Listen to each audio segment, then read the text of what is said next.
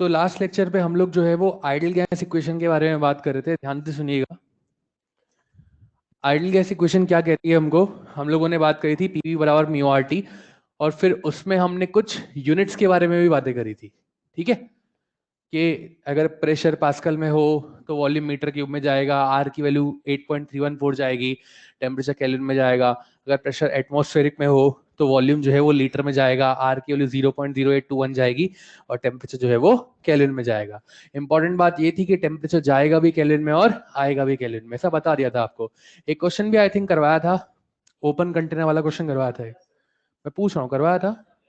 Okay, एक ही question कराया था, एक होमवर्क में दिए थे। क्या क्वेश्चन दिए थे होमवर्क में? हमने बोला था एक constant volume pressure is change by 0.5% I think, ठीक है, और temperature is change by 2 degree centigrade, then find initial temperature, ऐसा सवाल हम लोगों ने दिया था। तो देखिए, मैंने आपको कल एक बात बोली थी क्या, कि अगर कभी भी आइडियल गैस के लिए प्रेशर वॉल्यूम टेम्परेचर की बात की जाए तो हमें क्या अप्लाई करना है, आइडियल गैस इक्वेशन। ध्यान से देखें, तो अगर गैस के बारे में कुछ नहीं बोला हो तो हम उसको आइडियल मान लेते हैं। ठीक है, प्रेशर वॉल्यूम टेम्परेचर की बात कर रहा है, आइडियल गैस इक्वेशन लिखेंगे पीवी बराबर म्यू आर टी। क्वेश्चन ने बोला एट कांस्टेंट वॉल्यूम, तो वॉल्यूम कांस्टेंट बोल के दिया है तो उसको कांस्टेंट कर देते हैं। म्यू और आर ऑलरेडी हम लोग कांस्टेंट मान के चलते हैं। ठीक है, तो हम लोगों ने यहाँ पे लिख दिया P directly proportional to T. अब अगर आप क्वेश्चन में नोटिस करें तो प्रेशर में परसेंटेज चेंज की बात की है।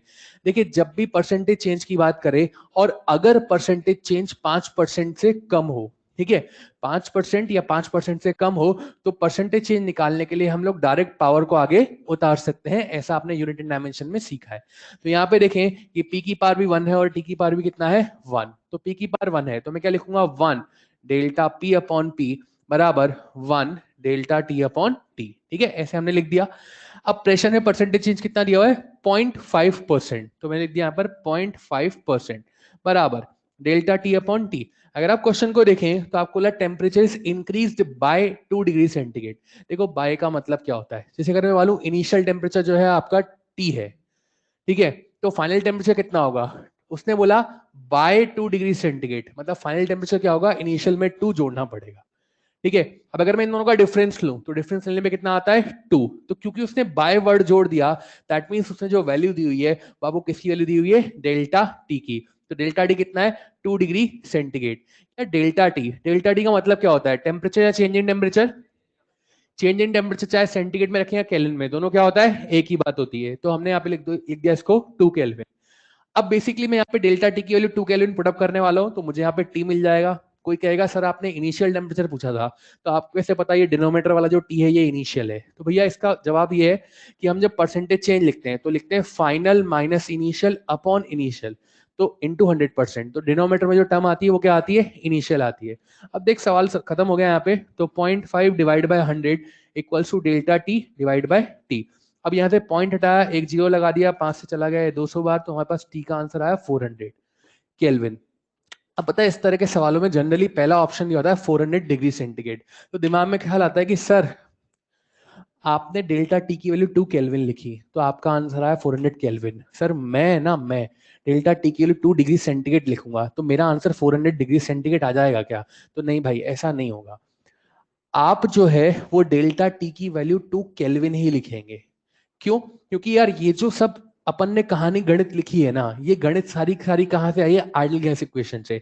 आइडियल गैस इक्वेशन में टेम्परेचर जाता भी केल्विन में और आता भी केल्विन में, तो दैट इज वाई यहाँ पर ये 2 केल्विन लिखा गया है। पर कोई बोलेगा नहीं सर मैं तो 2 डिग्री सेंटीग्रेड ही लिखूंगा, तब भी मेरा आंसर 400 आएगा। तो भाई आएगा 400, आंसर में फर्क क्यों नहीं आ रहा? इसलिए नहीं आ रहा क्योंकि न्यूमेरिकली डिग्री सेंटीग्रेड और केल्विन की वैल्यू क्या है, बराबर। आप भले ही दिमाग में ये सोच के चल रहे हो कि मैंने 2 डिग्री सेंटीग्रेड लिखा है, पर एक्चुअल में आपने वो 2 केल्विन ही लिखा है, आपका आंसर केल्विन में ही आया है। आंसर पे फर्क क्यों नहीं आया? फर्क इसलिए नहीं आया क्योंकि न्यूमेरिकली डिग्री सेंटीग्रेड और केल्विन की वैल्यू क्या है, बराबर। क्या आप लोग समझ पा रहे हैं क्या यार? इस तरह के सवालों में प्रॉब्लम यही होगी कि आपको यहां पर जो आंसर दिया होगा ना पहला, वो 400 डिग्री सेंटीग्रेड दिया होगा, और आपको ध्यान रखना है वो आंसर 400 केल्विन है। सर मैंने डेल्टा टी की वैल्यू 2 डिग्री सेंटीग्रेड लिखी है। नहीं भाई, तूने लिखी 2 केल्विन ही है, वो तू उसको गलत समझ रहा है। क्या मेरी बात समझ में आती है क्या यार? आंसर में फर्क क्यों नहीं आता है? क्योंकि न्यूमेरिकल वैल्यू क्या है, बराबर। तो ये सवाल आप करके लाए थे घर से, मैं पूछ रहा हूँ। नहीं करके लाए तो लिख लीजिए प्लीज, ठीक है? तो उसके बाद आगे चलते हैं।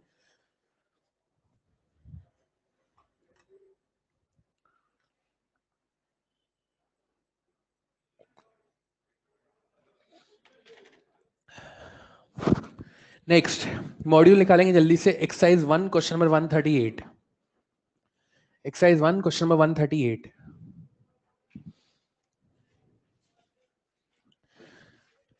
देखिएगा एक्सरसाइज 1 में जो क्वेश्चन नंबर 138 है उसमें आपको दिया हुआ है कि आपके पास एक कंटेनर में 6 ग्राम ऑक्सीजन भरी हुई है, इसका प्रेशर P है और टेम्परेचर 400 केल्विन है। यही सवाल है। ओके आपको बोला है कंटेनर में आपके पास 6 ग्राम ऑक्सीजन गैस भरी हुई है जिसका प्रेशर P है और टेम्परेचर 400 केल्विन है। उसने बोला उसमें कंटेनर में एक स्मॉल होल कर दिया जिससे गैस का टेम्परेचर जो है वो 300 केल्विन रह जाता है और प्रेशर P/2 रह जाता है। तो आपसे क्वेश्चन बोल रहा है find amount of gas leaked out. तो जल्दी से ट्राई करेंगे, 30 सेकेंड आपके पास, जल्दी से। बिल्कुल सिंपल सवाल है, कोई टफ काम नहीं है इसके अंदर।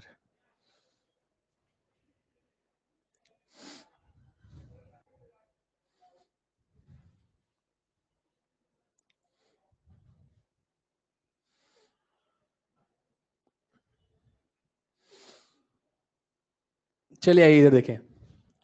देख मैंने लिखा पीवी बराबर म्यू आर टी। सर क्यों लिखा? सब इंटरनेट लोग इधर देखेंगे। मैंने ऐसा क्यों लिखा? क्योंकि जब भी आइडल गैस के लिए प्रेशर वॉल्यूम टेम्परेचर की बात की जाएगी क्या अप्लाई करेंगे? Idol gas equation. ठीक है, आज उसने मास की बात करी है तो मैं म्यू को तोड़ रहा हूं किसमें? मास अपॉन मोलर मास में। इनटू में क्या हो गया? आरटी। अब देख आर कांस्टेंट है, ठीक है, गैस के लिए गैस का वॉल्यूम, खुद का वॉल्यूम है, कंटेनर का वॉल्यूम कंटेनर, तो इसका मतलब वॉल्यूम भी क्या है? कांस्टेंट, क्योंकि हमने कंटेनर चेंज नहीं किया। गैस भी वही है, गैस भी नहीं बदली जा रही, तो मोलर मास भी क्या हो गया? कांस्टेंट। यहां से क्या बन गया? P directly proportional to M into T. P1/P2 बराबर M1T1 divide by M2 T2। P1 कितना है? P, P2 कितना है? P/2, M1 कितना है? 6, M2 अपने को पता नहीं है, T1 है 400 और T2 है 300। सॉल्व करेंगे इसको, 0 से 0 चला जाएगा, 3 से 2 बार चला गया, ठीक है, ये P से P चला गया, 2 ऊपर चला जाएगा। सॉल्व करेंगे इसको, यहां से आपके पास M2 का कुछ आंसर आएगा 4 ग्राम। ये M2 क्या है? अवेलेबल क्वांटिटी या लीक्ड क्वांटिटी? Available quantity. पता है इस तरह के सवालों में हम क्या गलती करते हैं? हमारा आंसर आता है 4 ग्राम और हम ये उठा के टिक कर देते हैं, जबकि आपको ऐसा नहीं करना है। क्वेश्चन ने आपसे पूछा है लीक कितना हुआ, ठीक है, लीक का मतलब क्या है कि यार जो बाहर निकल गया। देखो पीवी बराबर म्यू आरटी में जो म्यू है, जो एम है, वो सब जो कंटेनर के अंदर अवेलेबल है वो वाली वैल्यूज है। तो ये जो एम आया है ये कंटेनर के अंदर वाला मास आया है। क्या आप मेरी बात समझ पा रहे हैं क्या यार? तो लीक कितना होगा? इनिशियल 6 था, ये 4 बचा है, तो लीक कितना हुआ? 6 - 4 बोले तो 2 ग्राम। क्या आप समझ पा रहे हैं क्या यार?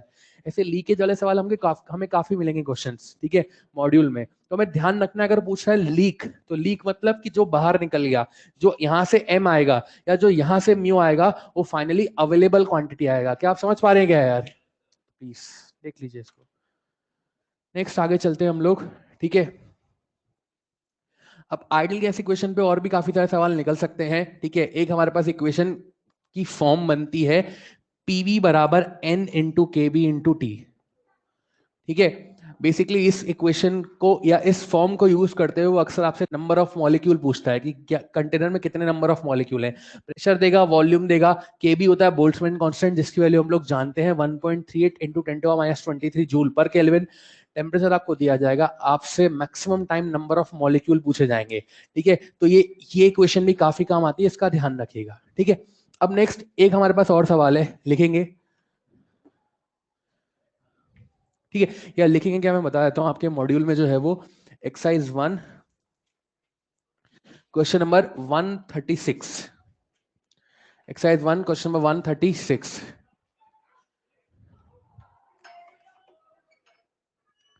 लिखिएगा, देखिएगा इसको, ये क्वेश्चन आपको क्या दिया हुआ है? For an ideal gas P square V equals to constant, ये रिलेशन आपको दिया हुआ है, P square V equals to constant. Question बोल रहा है आपसे कि अगर गैस का वॉल्यूम जो है वो V से 2V हो रहा है तो आपको बताना इसका फाइनल टेम्परेचर कितना होगा, जबकि इसका इनिशियल टेम्परेचर जो है वो T है। क्या सवाल में डेटा यही दिया हुआ है क्या? मैं पूछ रहा हूँ। 136 पी स्क्वायर वी बराबर कॉन्स्टेंट, यही तो है 136। यार ये भाई के में 136 है। ओके 135, आपके में 135 होगा, इस मॉड्यूल में 136 है ये। चलिए मैं बता देता हूँ, क्वेश्चन पढ़ के बता देता हूँ आपको। देखिए ध्यान से सुनिएगा, आपके मॉड्यूल में एक्सरसाइज 1 में क्वेश्चन है 135 या 136। क्वेश्चन क्या मैं आपको बता देता हूँ कि for an ideal gas N ideal gas an equation follows an ideal gas follows an equation P square V equals to constant.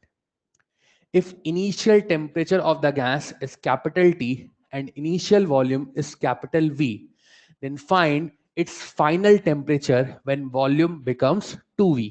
क्या यही सवाल लिखा हुआ है? अब किसी के मॉड्यूल में वो 135 नंबर पर है और किसी के मॉड्यूल में 136 नंबर पर है, तो जैसे भी हो वो आप देख लीजिए। ध्यान से देखें सवाल का फील क्या है, इधर देखें आप लोग प्लीज। कहानी क्या है कि यार हमें जो रिलेशन दिया है वो दिया है P square V equals to constant, ठीक है। अब देख यहां पर जो रिलेशन दिया है वो किस किस में दिया है? प्रेशर और वॉल्यूम में। एग्जामिनर हमसे क्या चाह रहा है? एग्जामिनर हमसे चाह रहा है वॉल्यूम और टेम्परेचर। तो प्रेशर को रखना है कि हटाना है? जब जब प्रेशर वॉल्यूम टेम्परेचर की बात करेगा क्या अप्लाई करेंगे? Ideal gas equation. कैसे लिखेंगे? पी की वैल्यू पीवी बराबर क्या होता है? Mu R T. तो पी को हटाना है ना, तो हटा दो। कैसे? पी की वैल्यू क्या लिखोगे? Mu R T upon V. अब ये वैल्यू यहाँ पर पुटअप कर दो। क्या बना आपके पास? ध्यान से देखो, म्यू और आर तो कांस्टेंट है तो कोई मतलब ही नहीं है, तो क्या बनेगा यहाँ पर? यहाँ पे बनेगा T square upon V square into V बराबर कांस्टेंट। वी से वी चला जाएगा, ठीक है। अब यहां से देख क्या बना आपके पास? v directly proportional to T square, तो दैट मींस कि v1 बाय v2 बराबर t1 square upon t2 square. अब देख v1 मुझे पता है v, v2 मुझे पता है 2v, t1 मुझे पता है t। क्या मैं t2 निकाल सकता हूँ क्या यार? अरे हाँ ना बोल दे यार। ओके तो इस तरीके से सवाल मिलेंगे। बेसिकली क्या होगा कि आपको बोला जाएगा कोई आपकी आइडियल गैस है जो किसी एडिशनल इक्वेशन को फॉलो कर रही है। ये एडिशनल इक्वेशन है, इसका मतलब ये नहीं है कि आइडियल गैस इक्वेशन फॉलो नहीं करेगी, करेगी, पर ये एक एडिशनल इक्वेशन है जिसको फॉलो कर रही है, ठीक है। तो क्या होगा कि जैसे यहाँ तो प्रेशर और वॉल्यूम में रिलेशन था, हो सकता है कल को प्रेशर और टेम्परेचर में रिलेशन दे दे, ठीक है। उसने बोला मान लीजिए कि यार पी टी स्क्वायर बराबर कॉन्स्टेंट, ये रिलेशन दे दिया। बोलेगा भाई इनिशियल टेम्परेचर T है और इनिशियल वॉल्यूम V है, ठीक है। अब आपको जो है अगर टेम्परेचर 4T हो जाए तो नया वॉल्यूम बताना है, तो प्रेशर को हटा देंगे। अगर मान ले कि आपको प्रेशर और वॉल्यूम में रिलेशन, मतलब ये रिलेशन दिया है और प्रेशर और वॉल्यूम की बात की है, तो टेम्परेचर को हटा देंगे। क्या आप लोग समझ पा रहे हैं क्या यार? तो ऐसे सवाल भी मिलते हैं, तो हमको ये करना आना चाहिए, ठीक है। आगे चलते हैं हमारे पास, तो नेक्स्ट हमारे पास होते हैं गैस लॉ, ठीक है। आइडियल गैस के रिगार्डिंग हमारे पास कुछ गैस लॉ होते हैं। कौन कौन से गैस लॉ होते हैं? बेसिकली 5 टाइप के गैस लॉ होते हैं, ठीक है। कौन कौन से 5?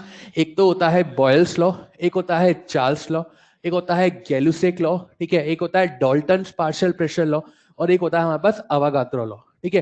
ध्यान से सुनिए तो कहानी कैसे चलती है। सबसे पहले हम लोग बात करते हैं कि हमारे पास होता है बॉयल्स लॉ, ठीक है। बॉयल्स लॉ, बॉयल्स लॉ क्या कहता है कि यार सबसे पहले इन लॉ के लिए एक कॉमन बात, क्या कॉमन बात? कि सारे के सारे लॉ जो हैं ये गैस की फिक्स क्वांटिटी के लिए डिफाइन किए गए हैं। फिक्स क्वांटिटी मतलब कि जब हम इस लॉ की बात करेंगे तो गैस की क्वांटिटी क्या रहेगी? फिक्स रहेगी, ठीक है। और सब आइडियल गैस इक्वेशन मतलब सब लॉ जो है वो आइडियल गैसेस के लिए वैलिड है। बेसिकली सारी कहानी आइडियल गैसेस के लिए वैलिड है, ठीक है। अब ध्यान से सुनिएगा, सबसे पहले बॉयल लॉ क्या कहता है? बॉयल लॉ कहता है कि at constant temperature for a fix quantity of ideal gas pressure is inversely proportional to volume, यानी P is inversely proportional to V। Okay, यहां से मैं क्या लिख सकता हूं? P बराबर K अपॉन V, यानी PV बराबर व्हाट? कांस्टेंट, ठीक है। अब यहां पर होती है ग्राफ की बात, तो ग्राफ सबसे पहले ग्राफ बनता है, वो बनता है प्रेशर और वॉल्यूम के बीच में।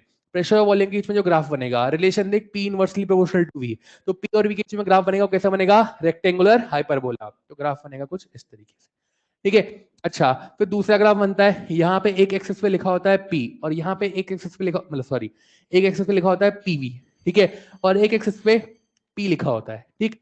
तो देख बॉयल लॉ के लिए P और V का प्रोडक्ट क्या है? कांस्टेंट। ये PV कहाँ लिखा हुआ है? Y एक्सिस पे लिखा हुआ है, तो Y बराबर कांस्टेंट। Y बराबर कांस्टेंट मतलब लाइन कैसी बनेगी? हॉरिजॉन्टल, ठीक है। यहां पर हो सकता है प्रेशर की जगह वॉल्यूम भी लिखा हो, ठीक है। ये प्रेशर और वॉल्यूम है, प्रेशर डिवाइड बाय वॉल्यूम नहीं है, ठीक है। तो अगर दुनिया में कितना भी वॉल्यूम चेंज कर दो, बॉयल लॉ के लिए P और V का प्रोडक्ट क्या रहेगा? हमेशा कांस्टेंट। क्या आप लोग समझ पा रहे हैं क्या यार? ठीक है। अच्छा, आप नोटिस करें एक छोटी सी बात है क्या, कि मैंने यहाँ पे इस ग्राफ को टच नहीं करा है यहाँ से। क्यों? क्यों ऐसे ही? देख बेटा, ये पॉइंट y एक्सिस पे, y एक्सिस पे कौन चीज होता है? x। अगर मान लें यहाँ प्रेशर लिखा होता, तो अगर मैं एक्स इस पॉइंट पे इस ग्राफ को टच करा दूं, मतलब एक्स कोऑर्डिनेट जीरो हो जाएगा। एक्स कोऑर्डिनेट कौन है? प्रेशर। प्रेशर जीरो होगा तो पीवी का प्रोडक्ट भी जीरो हो जाएगा। क्या आप लोग समझ पा रहे क्या है? इसलिए टच नहीं कर रहा है यहाँ पे, ठीक है। अब देख यहाँ पे एक और ग्राफ बनता है, क्या? यहाँ पे लिखा होता है P और यहाँ पे लिखा होता है 1/V। ग्राफ कैसे बनेगा? ध्यान से देख रिलेशन क्या है तेरे पास रिलेशन है P बराबर K इंटू 1/V। K/V था ना, तो K इंटू 1/V लिख दिया। अब यहाँ पे देख, जब भी तेरे को ग्राफ ड्रॉ करना है ना, सबसे पहली और सबसे इंपॉर्टेंट चीज होती है कि जो टर्म y पे लिखी है और जो टर्म x पे लिखी है दोनों में रिलेशन लिख दो। ठीक है, तो ये देख, ये पूरा फैक्टर y पे लिखा हुआ है और ये पूरा फैक्टर x पे लिखा हुआ है, तो x की पावर भी +1 और y की पावर भी +1। ग्राफ कैसा रहेगा? Straight line. ये स्ट्रेट लाइन क्या है? y बराबर m इंटू एक्स। क्या आप लोग समझ पा रहे हैं क्या यार? देख, अगर मैं x के लिए 0 कर दूं, 0 इंटू समथिंग 0, मतलब स्ट्रेट लाइन कहां से पास हो रही है? 0,0। क्या नाम होता है उसका? ओरिजिन। तो यहाँ से ग्राफ कहां से पास हो रहा है? ओरिजिन से पास हो रहा है। ठीक है, तो इस तरीके से हम ये ड्रॉ कर सकते हैं। तो था बॉयल्स लॉ। ठीक है, इसके बाद नेक्स्ट हमारे पास आता है चार्ल्स लॉ।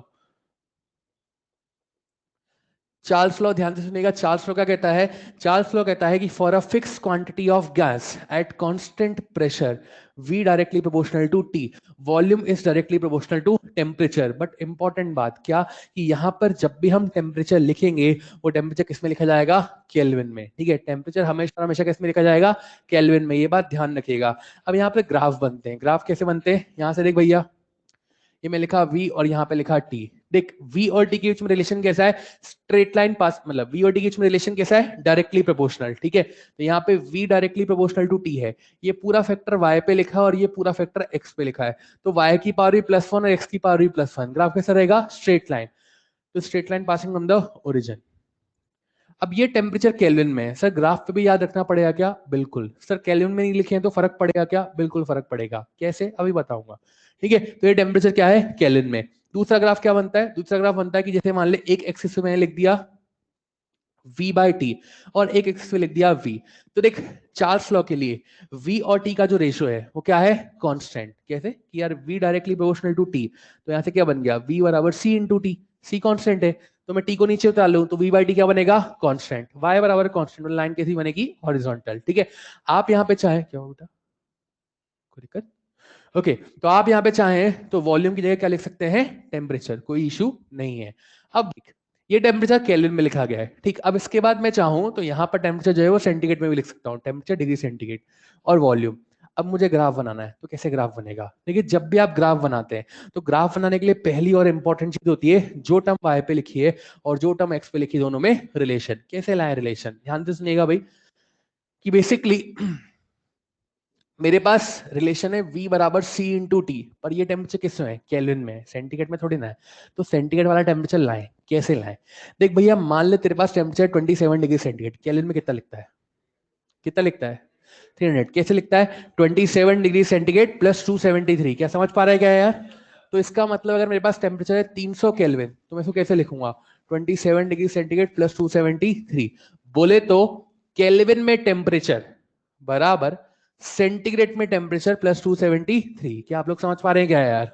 अब देखो, मेरे पास रिलेशन क्या है? V बराबर C इंटू टी के। ये टी के क्या है? Temperature in kelvin. इसको सब्स्टिट्यूट किया जा सकता है। कैसे? Temperature in degree centigrade plus 273। क्या आप लोग समझ पा रहे हैं क्या यार? तो कहानी क्या बनी? V बराबर C into T degree centigrade plus 273। अब आ गया रिलेशन। कैसे? कि देख भैया, ये पूरा का पूरा फैक्टर कहाँ लिखा हुआ है? y एक्सिस पे, और ये पूरा का पूरा फैक्टर कहाँ लिखा हुआ है? x एक्सिस पे। x की पावर भी +1 और y की पावर भी +1। ग्राफ कैसा रहेगा? Straight line. पर ये स्ट्रेट लाइन ओरिजिन से पास नहीं हो रही। It's what? y बराबर mx प्लस c। क्या आप लोग समझ पा रहे हैं क्या है? ठीक है, तो यहाँ पे स्ट्रेट लाइन बनेगी इंटरसेप्ट फॉर्म में, कुछ इस तरीके से। ठीक है, इसको हम बोलते हैं स्ट्रेट लाइन इंटरसेप्ट फॉर्म। आप देख लीजिए, जब टेम्परेचर केल्विन में लिखा था तो ओरिजिन से पास हो रहा था, सेंटीग्रेड में लिखा है तो ओरिजिन से पास नहीं हो रहा, तो फर्क पड़ता है। क्या आप लोग समझ पा रहे हैं क्या यार?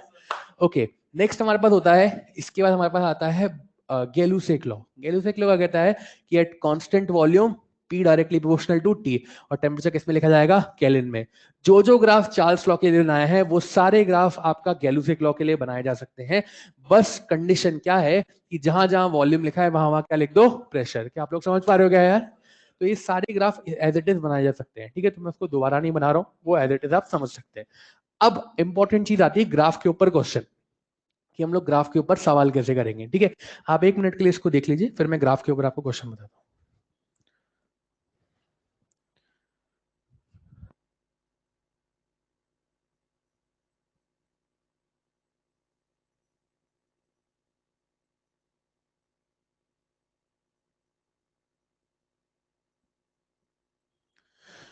चलिए, ध्यान से सुनिएगा, अब ग्राफ के ऊपर सवाल कैसे बनते हैं।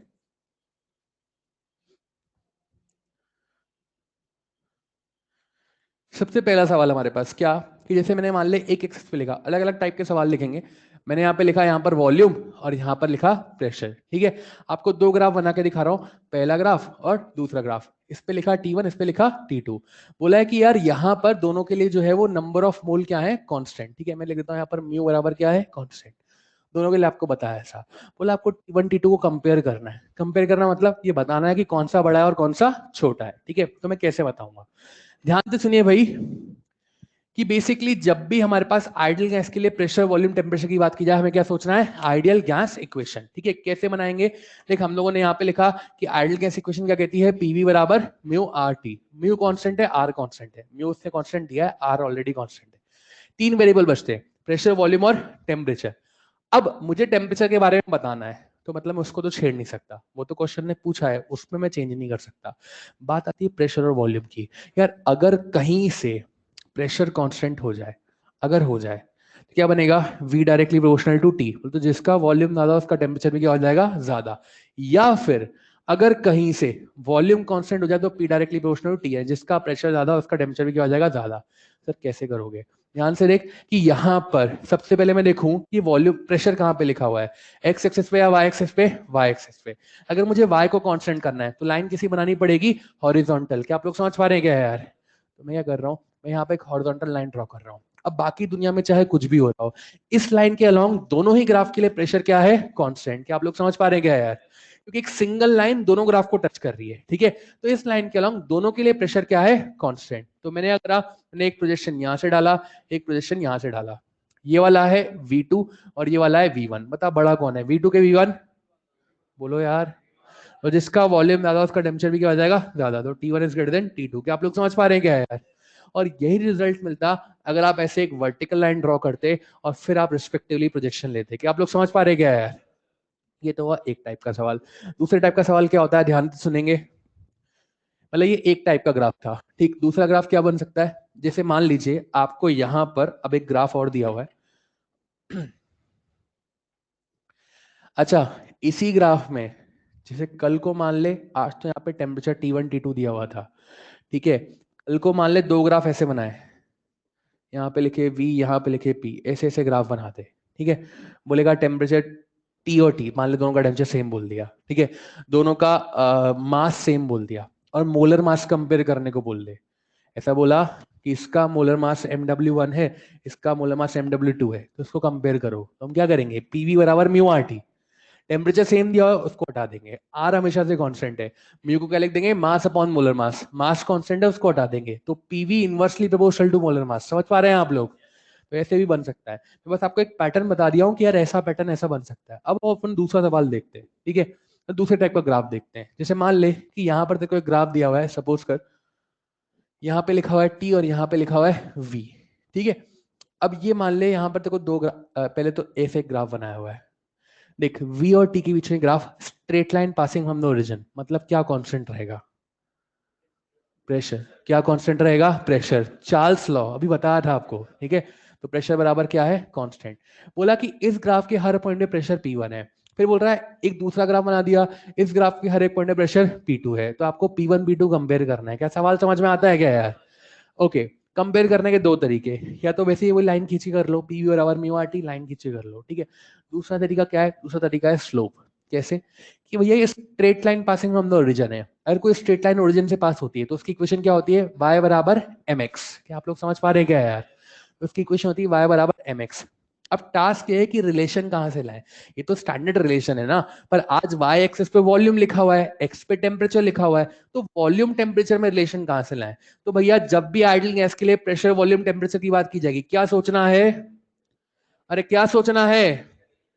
तो आइडियल गैस इक्वेशन क्या कहती है, पीवी बराबर म्यू आर टी। देख यहां पर इक्वेशन है y बराबर mx, मतलब y वाली टर्म को एक तरफ छोड़ दो, बाकी सबको एक तरफ ले जाओ। y पे कौन लिखा हुआ है, टेम्परेचर, प्रेशर या वॉल्यूम, तो वॉल्यूम को एक तरफ छोड़ दे, बाकी सबको एक तरफ ले जा। तो v बराबर mu R upon P into T. देख भैया ये पूरा का पूरा फैक्टर y पे लिखा हुआ है, ये पूरा का पूरा फैक्टर x पे लिखा हुआ है, तो बता स्लोप का काम कौन कर रहा है, क्या म्यू आर अपॉन पी ऐसा कर रहा है क्या यार। स्लोप क्या बन गया तेरे पास, स्लोप बराबर म्यू आर अपॉन पी।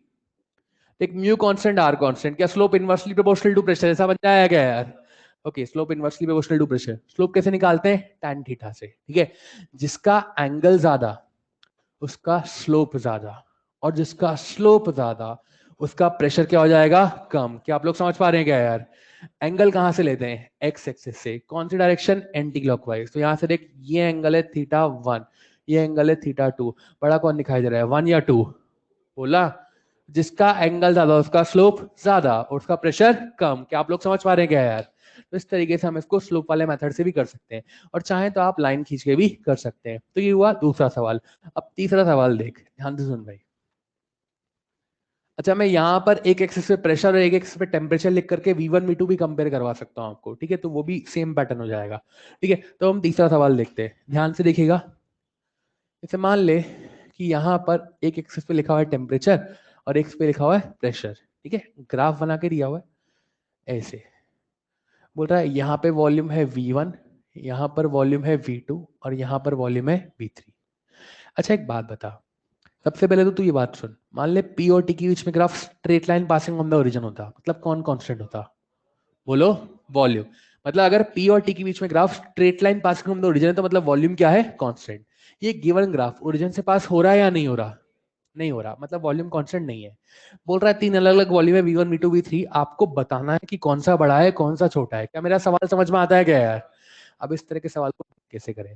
देखो सर, हमने दो तरीके सीखे हैं अभी। कौन कौन से दो तरीके? एक तो हमने सीखा है स्लोप और एक हमने सीखा है लाइन खींच के, ठीक है। तो देख, सबसे पहले तो मैं स्लोप वाला तरीका तो लगा ही नहीं सकता। क्यों? क्योंकि ये तीनों पॉइंट एक ही लाइन पर है, तो इन तीनों के लिए एंगल क्या है? सेम। भाई स्लोप वाले तरीके में तो स्लोप अलग अलग होती थी, तब हम कंपेयर करके निकाल सकते थे। तो यहां पर तो कंपैरिजन कर ही नहीं सकते क्योंकि तीनों के लिए एंगल क्या है? कांस्टेंट। तो बात खत्म हो गई। फिर कोई बोलेगा सर लाइन खींची कर दो। देख बेटा, लाइन खींच के मैं तभी कर सकता हूं जब ग्राफ जो है वो ओरिजिन से पास हो रहा हो। ये ओरिजिन से पास नहीं हो रहा। तो कहेगा नहीं सर फिर भी कर दो।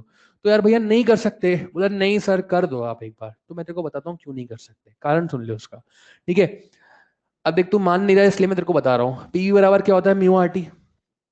म्यू और आर कांस्टेंट मान लेते हैं, वॉल्यूम कंपेयर करना है, ठीक है। तो मैंने मान लिया temperature constant. Suppose temperature constant, temperature constant मतलब लाइन कैसी बनेगी? वर्टिकल, क्योंकि टेम्परेचर एक्स पे लिखा हुआ है। कोई बोलेगा सर ऐसे वर्टिकल लाइन बना दो, ठीक है। तो भैया उधर देख, वहां पर जब मैंने हॉरिजॉन्टल या वर्टिकल लाइन कभी ड्रॉ करी है तो एक सिंगल लाइन दोनों ग्राफ को कट कर रही है। क्या आप समझ पा रहे हैं क्या यार? यहां पर लाइन, इस लाइन के अलॉन्ग टेम्परेचर कांस्टेंट तो है, बट क्या हुआ कि वो लाइन सिर्फ V1 पॉइंट को टच कर रही है। कोई बोलेगा सर ठीक है, लाइन की कमी थोड़ा ना है, एक और बना दो। तो अब इसके अलॉन्ग कांस्टेंट हो गया, ठीक है भाई। फिर V3 रह गया, बोले सर कोई बात नहीं, एक और बना दो। तो भाई अब इन तीनों लाइन के अलॉन्ग्स, मतलब इन तीनों लाइंस के अलॉन्ग टेम्परेचर कांस्टेंट तो है, बट ये कांस्टेंट सिंगल वैल्यू रखता है या अलग अलग वैल्यू रखता है? क्या आप लोग समझ पा रहे हैं क्या? ये तीन अलग अलग कांस्टेंट हैं। मैं इन तीनों के लिए इसको सिंगल कांस्टेंट नहीं कर सकता हूं। आप समझ रहे हैं कि यार लाइक इस लाइन के अलॉन्ग दोनों के लिए प्रेशर कांस्टेंट था, पर यहां पर मुझे V1 V2 V3 के लिए तीन अलग अलग कांस्टेंट डिफाइन करने पड़ रहे हैं। क्या आप लोग समझ पा रहे हैं क्या यार? तो मैं ऐसे कंपैरिजन नहीं कर सकता। तो फिर क्या करें? देखिए, फिर हम लोग अब तीसरा तरीका लगाते हैं। क्या लगाते हैं? ध्यान से सुनिएगा। जैसे मेरे पास यहाँ पर ये लाइन थी, ये V1, ये V2, ये V3। अब बचपन में जब हम 10th क्लास में थे तो हमसे जब टेक्नो वो ज्योमेट्री के सवाल नहीं बनते थे तो हम उसमें एक एड ऑन चीज करते थे। वो क्या करते थे? कंस्ट्रक्शन। याद आ रहा है आप लोग को कि हमने इसमें कंस्ट्रक्शन किया, एक लाइन यहाँ से वहां खींच दी? कुछ याद आ रहा है आप लोग को? बचपन में करते थे। तो अब हमने क्या किया आज? हमने क्या करा? ओरिजिन से एक लाइन पास करी जो इस ग्राफ को V1 पॉइंट पे टच कर रही है। सुनना, ये P और T के बीच में ग्राफ है। अगर कोई लाइन ओरिजिन से पास होती है तो इसका मतलब वॉल्यूम क्या है? कांस्टेंट। यानी ये जो रेड वाली लाइन है ना, इसके हर पॉइंट पे वॉल्यूम क्या है? सेम। देखो ये लाइन इसको इस पॉइंट पे टच कर रही है, इस पॉइंट पे वॉल्यूम कितना है? V1। यानी इस लाइन के एक पॉइंट पे वॉल्यूम V1 है। और इस ग्राफ की प्रॉपर्टी से मैं जानता हूं कि क्योंकि ये लाइन ओरिजिन से पास हो रही है तो इसके हर पॉइंट पे वॉल्यूम क्या होना चाहिए? सेम। क्या आप लोग समझ पा रहे हैं क्या यार? अगर एक पॉइंट पे वॉल्यूम V1 है तो क्या सब पॉइंट पे वॉल्यूम V1 के बराबर होगा क्या यार? दैट मींस कि यहां पर इस लाइन के अलॉन्ग वॉल्यूम क्या है? V1। अब मैंने क्या करा? मैंने एक और लाइन बनाई, मैंने ऐसे ओरिजिन से पास करा, ये इसे V2 पॉइंट पर टच कर रही है। अब ध्यान से देख भाई, क्योंकि ये लाइन ओरिजिन से पास हो रही है, मतलब इसके लॉन्ग वॉल्यूम क्या रहेगा, कांस्टेंट। अब यहां पर इस लाइन के एक पॉइंट पे अगर वॉल्यूम V2 है, तो क्या सारे पॉइंट से वॉल्यूम V2 होना पड़ेगा क्या यार? क्यों? क्योंकि ओरिजिन से पास हो रही है, मतलब वॉल्यूम क्या रहेगा, कांस्टेंट, तो होगा V2। अब रिस्पेक्टिवली एक तीसरी लाइन खींच दी, हो गया वॉल्यूम V3। अब बता कि हमारा ग्राफ कौन सा है, ये एक ब्लैक वाली लाइन या 3 रेड वाली लाइन? भैया एग्जामिनर को तो आंसर से मतलब है ना, उसको थोड़ा मतलब है हम कैसे लाए। तो लाइक अब हमारा ग्राफ क्या है, 3 रेड वाली लाइन। क्या आप लोग समझ पा रहे हैं क्या यार? अब सवाल बिल्कुल वैसा बन गया, आप चाहो तो स्लोप से कर लो और आप चाहे तो लाइन खींचे कर लो। क्या आप लोग समझ पा रहे हैं क्या यार? तो लाइक इस तरह के सवाल भी बन सकते हैं, तो हम ये सवाल देख सकते हैं। ठीक, नेक्स्ट एक सवाल और है, वो आप लोग करके दिखा देंगे बस अभी। जैसे मान लीजिए आपको यहां पर एक क्वेश्चन दिया हुआ है, मान लो यहां पर एक एक्सिस पे लिख के दिया हुआ है t और एक एक्सिस पे लिख के दिया है 1/v। ठीक है, आपको 3 ग्राफ बना के दिए हुए हैं, graph number 1, graph number 2, graph number 3। आपको बोला है इन तीनों के मोलर मास कंपेयर करना है, यानी बताना है किसका मोलर मास बड़ा है और किसका मोलर मास छोटा है। जल्दी से लिख लो।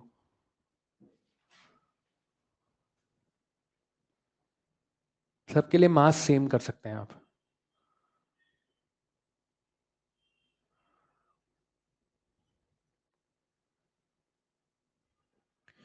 एक सेकेंड ना,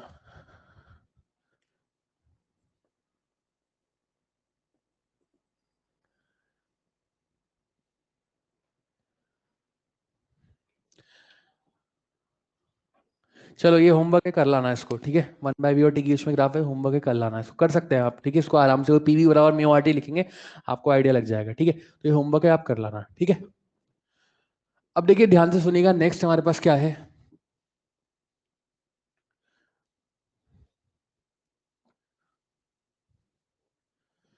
बेसिकली मैंने आपको बोला था 5 टाइप के लॉ होते हैं। ठीक है, 5 में से मैंने 3 आपको बता दिए, 3 के बाद अब 2 लॉ और बनते हैं। 2 लॉ कौन कौन से? एक तो Dalton's partial pressure law. Dalton's partial pressure law क्या है, ध्यान से सुनिएगा।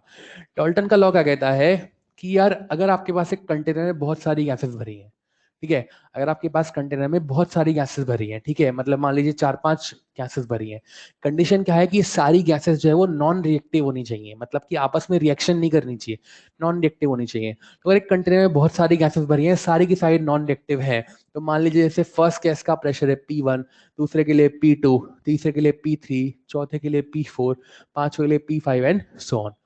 तो डाल्टन क्या कहते हैं, डाल्टन कहते हैं कि इन सेम कंटेनर, मतलब सारी की सारी गैसेस क्या है, सेम कंटेनर में, मतलब गैस के लिए गैस का वॉल्यूम खुद का वॉल्यूम है, कंटेनर का वॉल्यूम कंटेनर का वॉल्यूम। तो क्योंकि सारी गैसेस जो है वो सेम कंटेनर है, मतलब सबके लिए वॉल्यूम क्या रहेगा, सेम। तो बोलेगा in same container at thermal equilibrium. Thermal equilibrium मतलब टेम्परेचर भी क्या है, constant. Net pressure applied on the walls of container, दोबारा, in same container at thermal equilibrium, net pressure applied on the walls of container by all the gases is equal to algebraic sum of individual pressure applied by individual gas। क्या आप लोग समझ पा रहे हैं क्या यार? मतलब थर्मल इक्विलिब्रियम कंडीशन में जो कंटेनर की वॉल पे नेट प्रेशर होगा वो हर एक गैस के पार्शियल प्रेशर के एल्जेब्रिक सम के बराबर होगा। ठीक है, तो हम यहाँ पे क्या लिख सकते हैं, पी टोटल बराबर P1 plus P2 plus P3।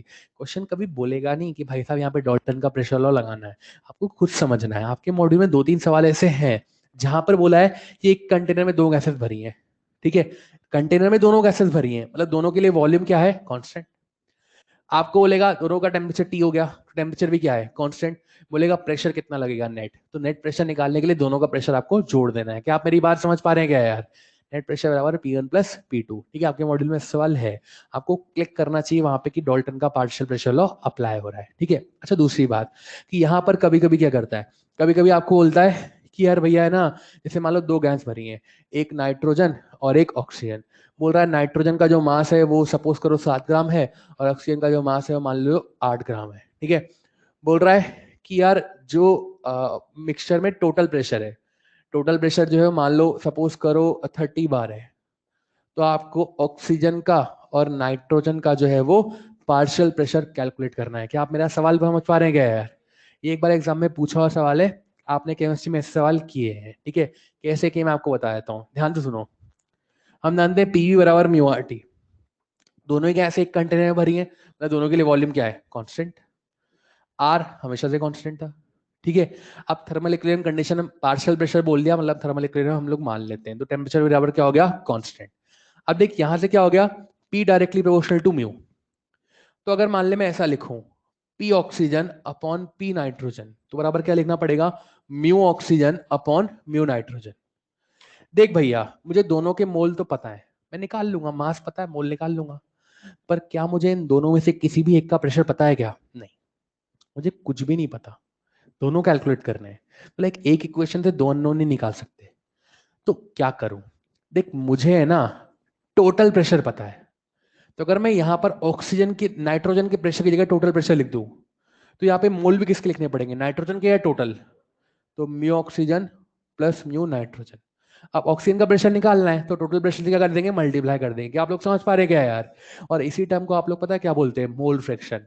वो अभी मैं जब पूछ रहा था तो कोई कोई बोल रहा था मोल फ्रैक्शन कर देंगे, मोल, तो यही टर्म है मोल फ्रैक्शन। क्या आप लोग समझ पा रहे क्या यार, कि जिस भी गैस का पार्शियल प्रेशर निकालना हो उसके mole fraction multiply by total pressure. Mole fraction का मतलब क्या है, कि जिस गैस का प्रेशर निकालना है उसके मोल अपॉन टोटल मोल। क्या आप लोग समझ पा रहे क्या यार। तो mu oxygen upon mu oxygen plus mu nitrogen multiply by total pressure, ठीक है। अगर मान ले कल को नाइट्रोजन का प्रेशर निकालना है, तो इट्स लाइक नाइट्रोजन के mole upon total mole into total pressure. तो ये कोई फॉर्मूला रटने वाली बात नहीं है, तुम्हारे सामने लिखा है मैंने सब कुछ। क्या आप लोग समझ पा रहे हैं क्या यार। तो इस तरीके से पूछा हुआ सवाल है एग्जाम में, तो ये सवाल भी बन सकता है, ठीक। अब उसके बाद अवागाद्रो लॉ, अवागाद्रो लॉ भी एक तरीके से बेवकूफ बनाने वाली बात है। क्या, देखो भाई हम जानते हैं पीवी बराबर क्या होता है, एन, नहीं एन के बी टी बी होता है, ठीक है। यहाँ पर एन क्या है, नंबर ऑफ मॉलिक्यूल, के बी क्या होता है, बोल्ट्जमैन कांस्टेंट, और टी क्या होता है, टेम्परेचर। तो बोलता है कि अगर जो गैसेज हैं, ठीक है, उनके लिए टेम्परेचर सेम हो जाए, उनके लिए प्रेशर सेम हो जाए, उनके लिए वॉल्यूम सेम हो जाए, तो उनके लिए नंबर ऑफ मॉलिक्यूल भी क्या होते हैं, सेम होते हैं। क्या आप मेरी बात समझ पा रहे हैं क्या यार। अब तुम खुद बताओ, हमको पता है पीवी बराबर एन के बी इंटू टी होता है। अब प्रेशर सेम कर दिया, वॉल्यूम सेम कर दिया, टेम्परेचर सेम कर दिया, के भी तो बेचारा है ही कांस्टेंट, तो क्या एन भी कांस्टेंट हो जाएगा क्या यार, यानी एन वन बराबर क्या होगा, एन टू। तो लाइक ये भी एक लॉ है, ठीक है। तो ये अवागाद्रो लॉ था, ठीक। अब उसके बाद हमारे पास क्या आता है, उसके बाद हमारे पास आता है concept of mixture. Concept of mixture क्या है, ध्यान से सुने। बेसिकली ये एक टाइप का न्यूमेरिकल है, ठीक है, कि हम दो गैसेस को मिक्स कर रहे हैं। मिक्स कर रहे हैं तो हम लोग मिक्स किस तरीके से कर सकते हैं, ध्यान से सुनिएगा, कि जब भी हम दो गैसेस को मिक्स कर रहे हैं तो मिक्सचर दो तरीके से क्रिएट किया जा सकता है। कैसे, केस वन क्या होता है, मान लो आपके पास एक कंटेनर है, एक दूसरा कंटेनर है, दोनों को आपने तीसरे कंटेनर में मिक्स कर दिया, ठीक है। इसमें पहली गैस भरी हुई थी, इसका pressure P1, volume V1, temperature T1, mole μ1, pressure P2, temperature T2, volume V2, mole μ2। जब आपने इसको मिक्स किया तो मिक्सचर में प्रेशर लिखा P मिक्स, वॉल्यूम लिखा V मिक्स, टेम्परेचर लिखा T मिक्स, और मोल लिखे म्यू मिक्स। मान ले इसमें 2 लीटर वॉल्यूम था, इसके लिए 3 लीटर वॉल्यूम था, तो इसके लिए वॉल्यूम कितना होगा, 2 3 या 2+3, कितना होगा, 2 3 या 2+3, कोई कंपलसरी नहीं है, वो 2 भी हो सकता है, वो 3 भी हो सकता है, वो 1 भी हो सकता है, और वो 10 भी हो सकता है। गैस के लिए गैस का वॉल्यूम खुद का वॉल्यूम या कंटेनर का वॉल्यूम, भैया वो तो कंटेनर जैसा है, आपकी चॉइस है, आप 2 का रखो, 3 का रखो, आप 10 का रखो। ये वॉल्यूम जो है वो 2 लीटर भी हो सकता है, वो 10 लीटर भी हो सकता है। गैस को तो कंटेनर से मतलब है, जितना बड़ा कंटेनर दोगे वो उसका स्पेस ऑक्यूपाई कर लेगी। क्या आप लोग समझ पा रहे हैं क्या यार। तो वॉल्यूम ऐसा नहीं होता कि V1 + V2 हो जाएगा। पर देख मैं बाकी सारी चीजों के बारे में श्योर नहीं हूं कि क्या होने वाला है, पर एक चीज के बारे में श्योर हूं, क्या, मोल कंजर्व रहेंगे। जैसे मान लिया अगर इसमें 2 मोल है, इसमें 3 मोल है, तो इसमें कितने होंगे, 5 मोल, थोड़े ना कहीं जाएंगे, ठीक है। तो मैं क्या लगाऊंगा यहाँ पे, कंजर्वेशन ऑफ मोल। तो जब मिक्सचर वाले सवाल आए तो आपको क्या लगाना है, कंजर्वेशन ऑफ मोल। तो मैं क्या लिखूंगा यहाँ से, कि म्यूमिक्स बराबर वॉट, μ1 + μ2। अब मैं जानता हूँ म्यू की वैल्यू क्या होती है, PV/RT। तुम लोग जानते हो क्या यार। जब मैं बात कर रहा हूँ म्यू मिक्स, तो मतलब मैं कौन से कंटेनर की बात कर रहा हूँ, फर्स्ट, सेकंड या थर्ड, बोलो। तो भैया म्यू की वैल्यू क्या होती है, PV/RT। जब थर्ड कंटेनर को देखे तो प्रेशर कितना लिखा हुआ है, P1 P2 या P मिक्स, बोलना यार, V1 V2 या V मिक्स, R1 R2 या R मिक्स, आर, आर तो आर ही रहता है, ठीक है, आर कांस्टेंट है, आर मिक्स नहीं होता भैया। तो P mix V mix upon R T mix बराबर P1 V1 upon R T1 plus P2 V2 upon R T2, ठीक है।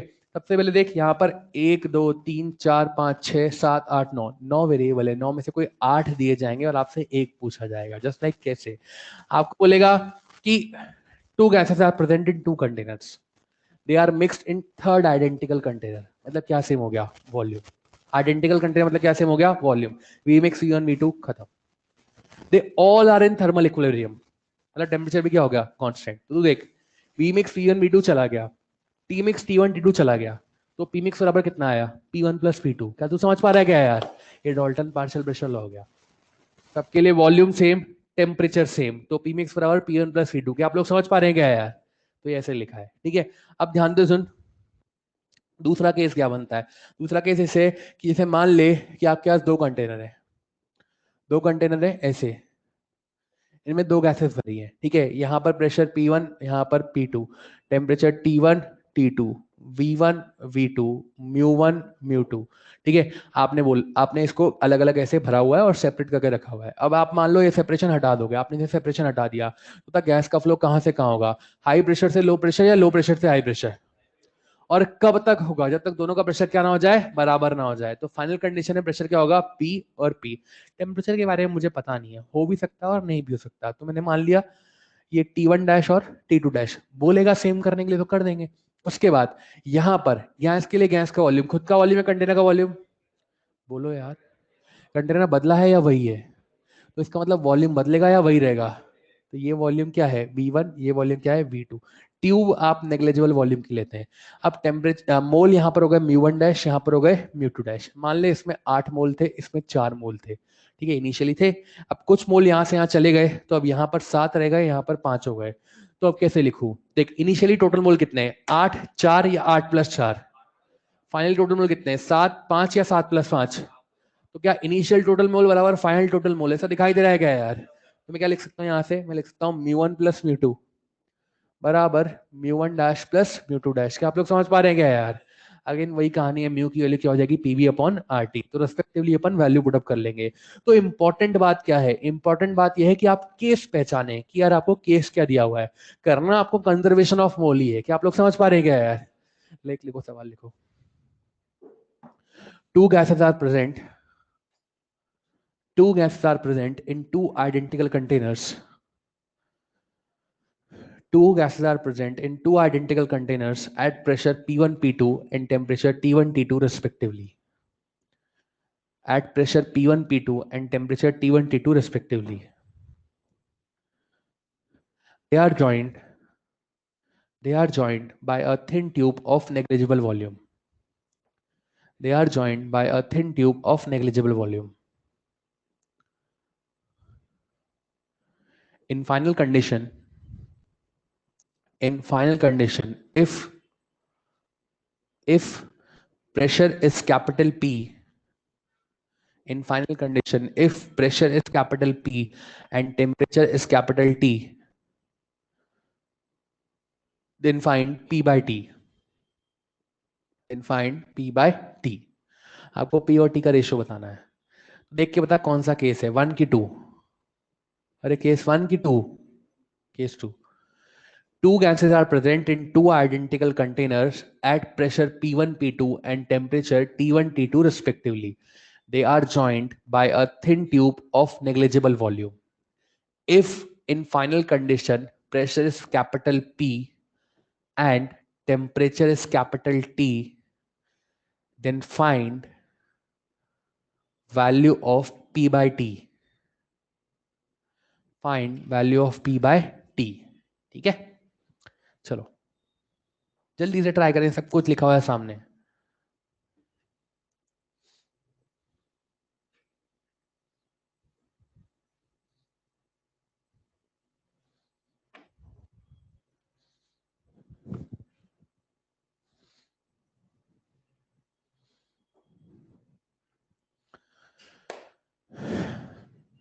देखो भाई,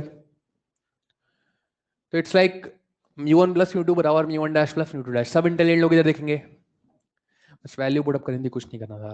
देख कंटेनर आइडेंटिकल है, मतलब वॉल्यूम क्या रहेगा? Same.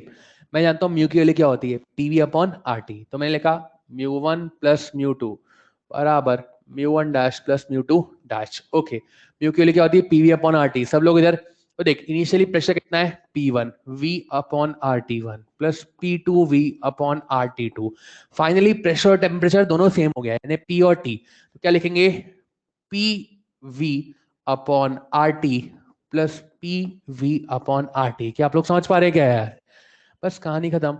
Are are are are चला गया, वी वी वी वी चला गया, B1/T1 प्लस P2/T2 बराबर P/T प्लस P/T, बोले तो 2P/T। क्या आप लोग समझ पा रहे हैं क्या यार? यहाँ तेरे पास कितना हो गया कि P/T इंटू 2 बराबर P1/T1 प्लस P2/T2। ठीक है, अब यहाँ से मुझे P/T निकालना है, तो 2 को यहीं रखेंगे या डिवाइड कर देंगे? डिवाइड कर देंगे। क्या आप लोग समझ पा रहे हैं क्या यार? It's very easy. ठीक है, अब मॉड्यूल निकालो जल्दी से, एक्सरसाइज नंबर 3। एक्सरसाइज नंबर 3,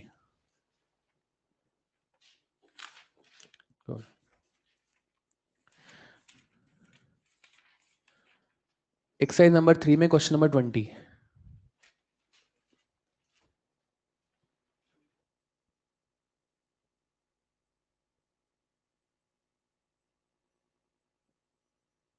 इस 3 क्वेश्चन नंबर 20 नहीं बेटा, एक किसी मॉड्यूल में 23 नंबर पर भी है। वो आपको 2 कंटेनर दिए हुए हैं, एक के नीचे आइस रखी हुई है, एक के नीचे स्टीम रखी हुई है, जिसको लिखा हुआ हॉट बाथ, हॉट वाटर लिखा हुआ है। तो किसी के में 23 नंबर पर है और किसी के में 20 नंबर पर है। ठीक है, पुराने वाले मॉड्यूल में आई थिंक 20 नंबर पर है। रीड करेगा इसको जल्दी से।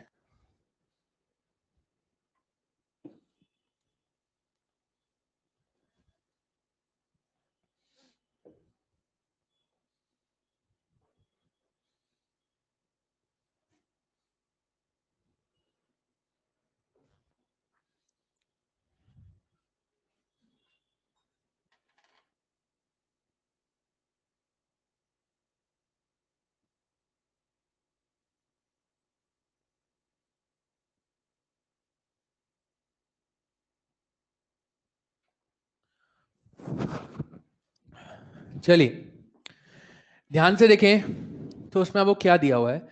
बेसिकली उसमें आपको ऐसा बोला है कि आपके पास 2 कंटेनर है। ठीक है, 2 कंटेनर है, आइडेंटिकल कंटेनर है। आइडेंटिकल कंटेनर मतलब दोनों का वॉल्यूम क्या रहेगा? सेम। ठीक है, उसके बाद आपको बोला है, पेज नंबर बोलिएगा एक बार। Okay, 2 identical glass bulbs are interconnected by a thin glass tube at 0 degree centigrade. A gas is filled at NTP in these bulbs, is placed in ice, and another bulb is placed in hot bath. Then the pressure of the gas become 1.5 times. The temperature of hot bath will be. ठीक है, ध्यान से देखें, आपको बोला है आपके पास 2 container है। ठीक है, और दोनों में को गैस भरी है 0 डिग्री सेंटीग्रेड पर। ठीक है, और इंटरकनेक्ट किया हुआ है उसको, एनटीपी बोला है उसको। एनटीपी का मतलब क्या होता है? टेम्परेचर कितना होता है? 273 केल्विन। क्या आप लोग जानते हैं क्या यार? और प्रेशर कितना होता है? 1 एटमॉस्फेरिक। ठीक, अब ध्यान से सुनिए, तो उसने बोला कि यार आपके पास 2 कंटेनर है और दोनों में को गैस भरी है एनटीपी पे। तो हमने कहा ठीक है, एनटीपी कंडीशन में भरी है, दोनों कंटेनर क्या आइडेंटिकल है।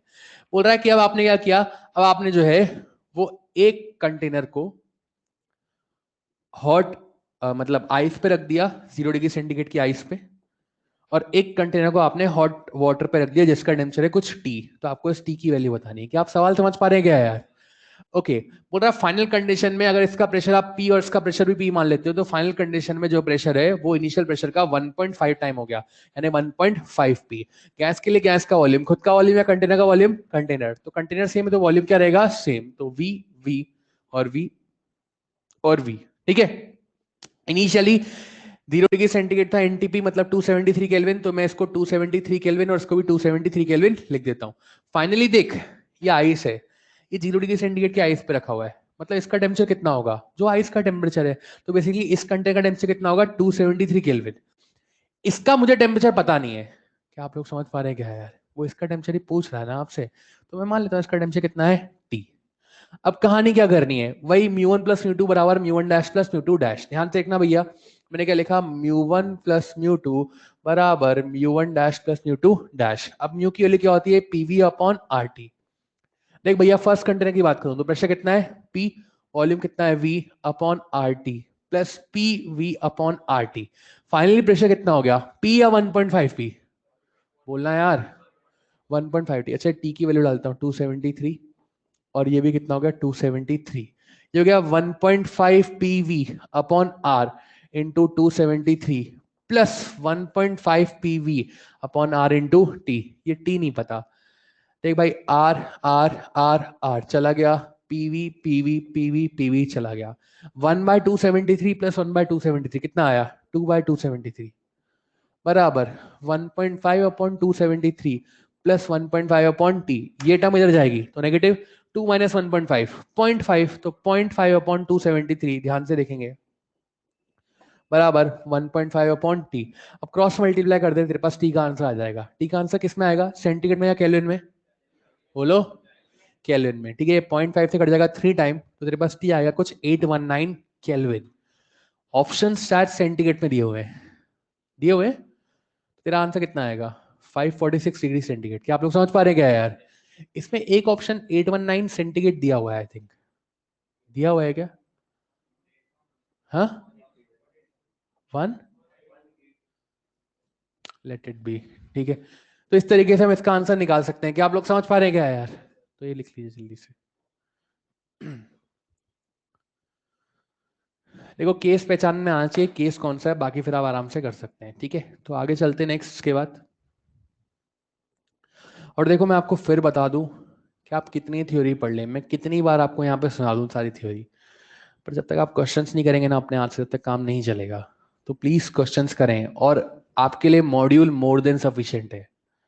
ठीक है, मॉड्यूल से बाहर नहीं आएगा कुछ भी, मान के चले नहीं आएगा, नहीं आता है, पिछले सालों में भी नहीं आता है। ठीक है, आप सिर्फ मॉड्यूल कर लें उतना ही सफिशिएंट है। मॉड्यूल कर लें, पेपर लगा लें, बस जो पेपर आप टेस्ट पेपर देते हैं ना, बस वो टेस्ट पेपर और मॉड्यूल, इसके अलावा पेपर में कुछ नहीं आता है। ठीक है, कहीं बाहर से थोड़ा क्वेश्चन आएगा, दूसरी दुनिया से थोड़ा क्वेश्चन आएगा, सब यहीं से आएगा, और जो आता है वो सब डाल रखा है मॉड्यूल में। तो प्लीज इसको अच्छे से प्रैक्टिस कर लीजिए, आपको पेपर में कहीं डिफिकल्टी नहीं आएगी। और हीट का मतलब कम से कम 4 सवाल, कम से कम। और पिछले सालों के पेपर उठा के देखो तो बहुत ही मतलब ऐसे सिंपल से सवाल आते हैं, लाइक वो तो मॉड्यूल से भी नीचे लेवल आता है। ठीक है, तो लाइक कुछ टफ नहीं है, बस आपको चीजों को कलेक्ट करना है वहां पेपर हॉल में, एग्जामिनेशन हॉल में। जो चीजें आपने पढ़ी हैं 2 सालों में, पढ़ी हैं 2 सालों में, समझ रहे हो ना तुम, उनको आपको कलेक्ट करना है एग्जामिनेशन हॉल में। ठीक है, बाकी पेपर टफ नहीं आता है। ठीक, तो मॉड्यूल कर लीजिए अच्छे से, बस सिंपल बात ये है। आगे चलते हैं हम लोग नेक्स्ट। नेक्स्ट हमारे पास आता है वेलोसिटीज ऑफ गैस मॉलिक्यूल। ठीक है, गैस के मॉलिक्यूल की डिफरेंट टाइप की वेलोसिटीज। ठीक है, ध्यान से सुनिएगा, या इससे पहले हम लोग एक बात कर लेते हैं। देखो वेलोसिटीज ऑफ गैस मॉलिक्यूल के बारे में मैं आपको बता दूं तो गैस के मॉलिक्यूल डिफरेंट डिफरेंट टाइप की वेलोसिटी कैरी करते हैं। ठीक है, डिफरेंट डिफरेंट टाइप की क्यों कैरी करते हैं?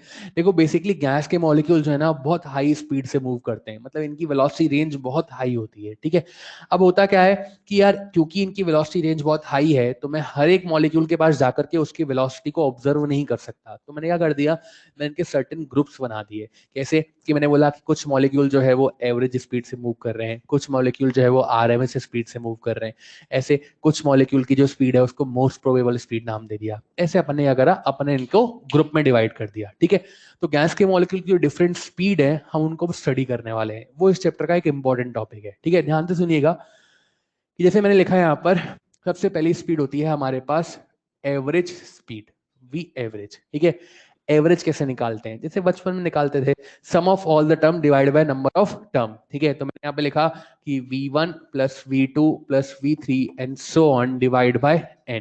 ठीक है, इसको हम बोलते हैं एवरेज स्पीड। स्पीड मतलब स्केलर क्वांटिटी, स्केलर मतलब मैग्नीट्यूड डायरेक्शन या दोनों। अरे स्पीड मतलब स्केलर क्वांटिटी, मतलब मैग्नीट्यूड डायरेक्शन की दोनों, ओनली मैग्नीट्यूड। ठीक है, तो v1 plus v2 plus v3 divide by n। अब ध्यान से सुनिएगा, एक मोल में कितने नंबर ऑफ मॉलिक्यूल होते हैं? Na, मतलब 6.023 इंटू 10⁻23।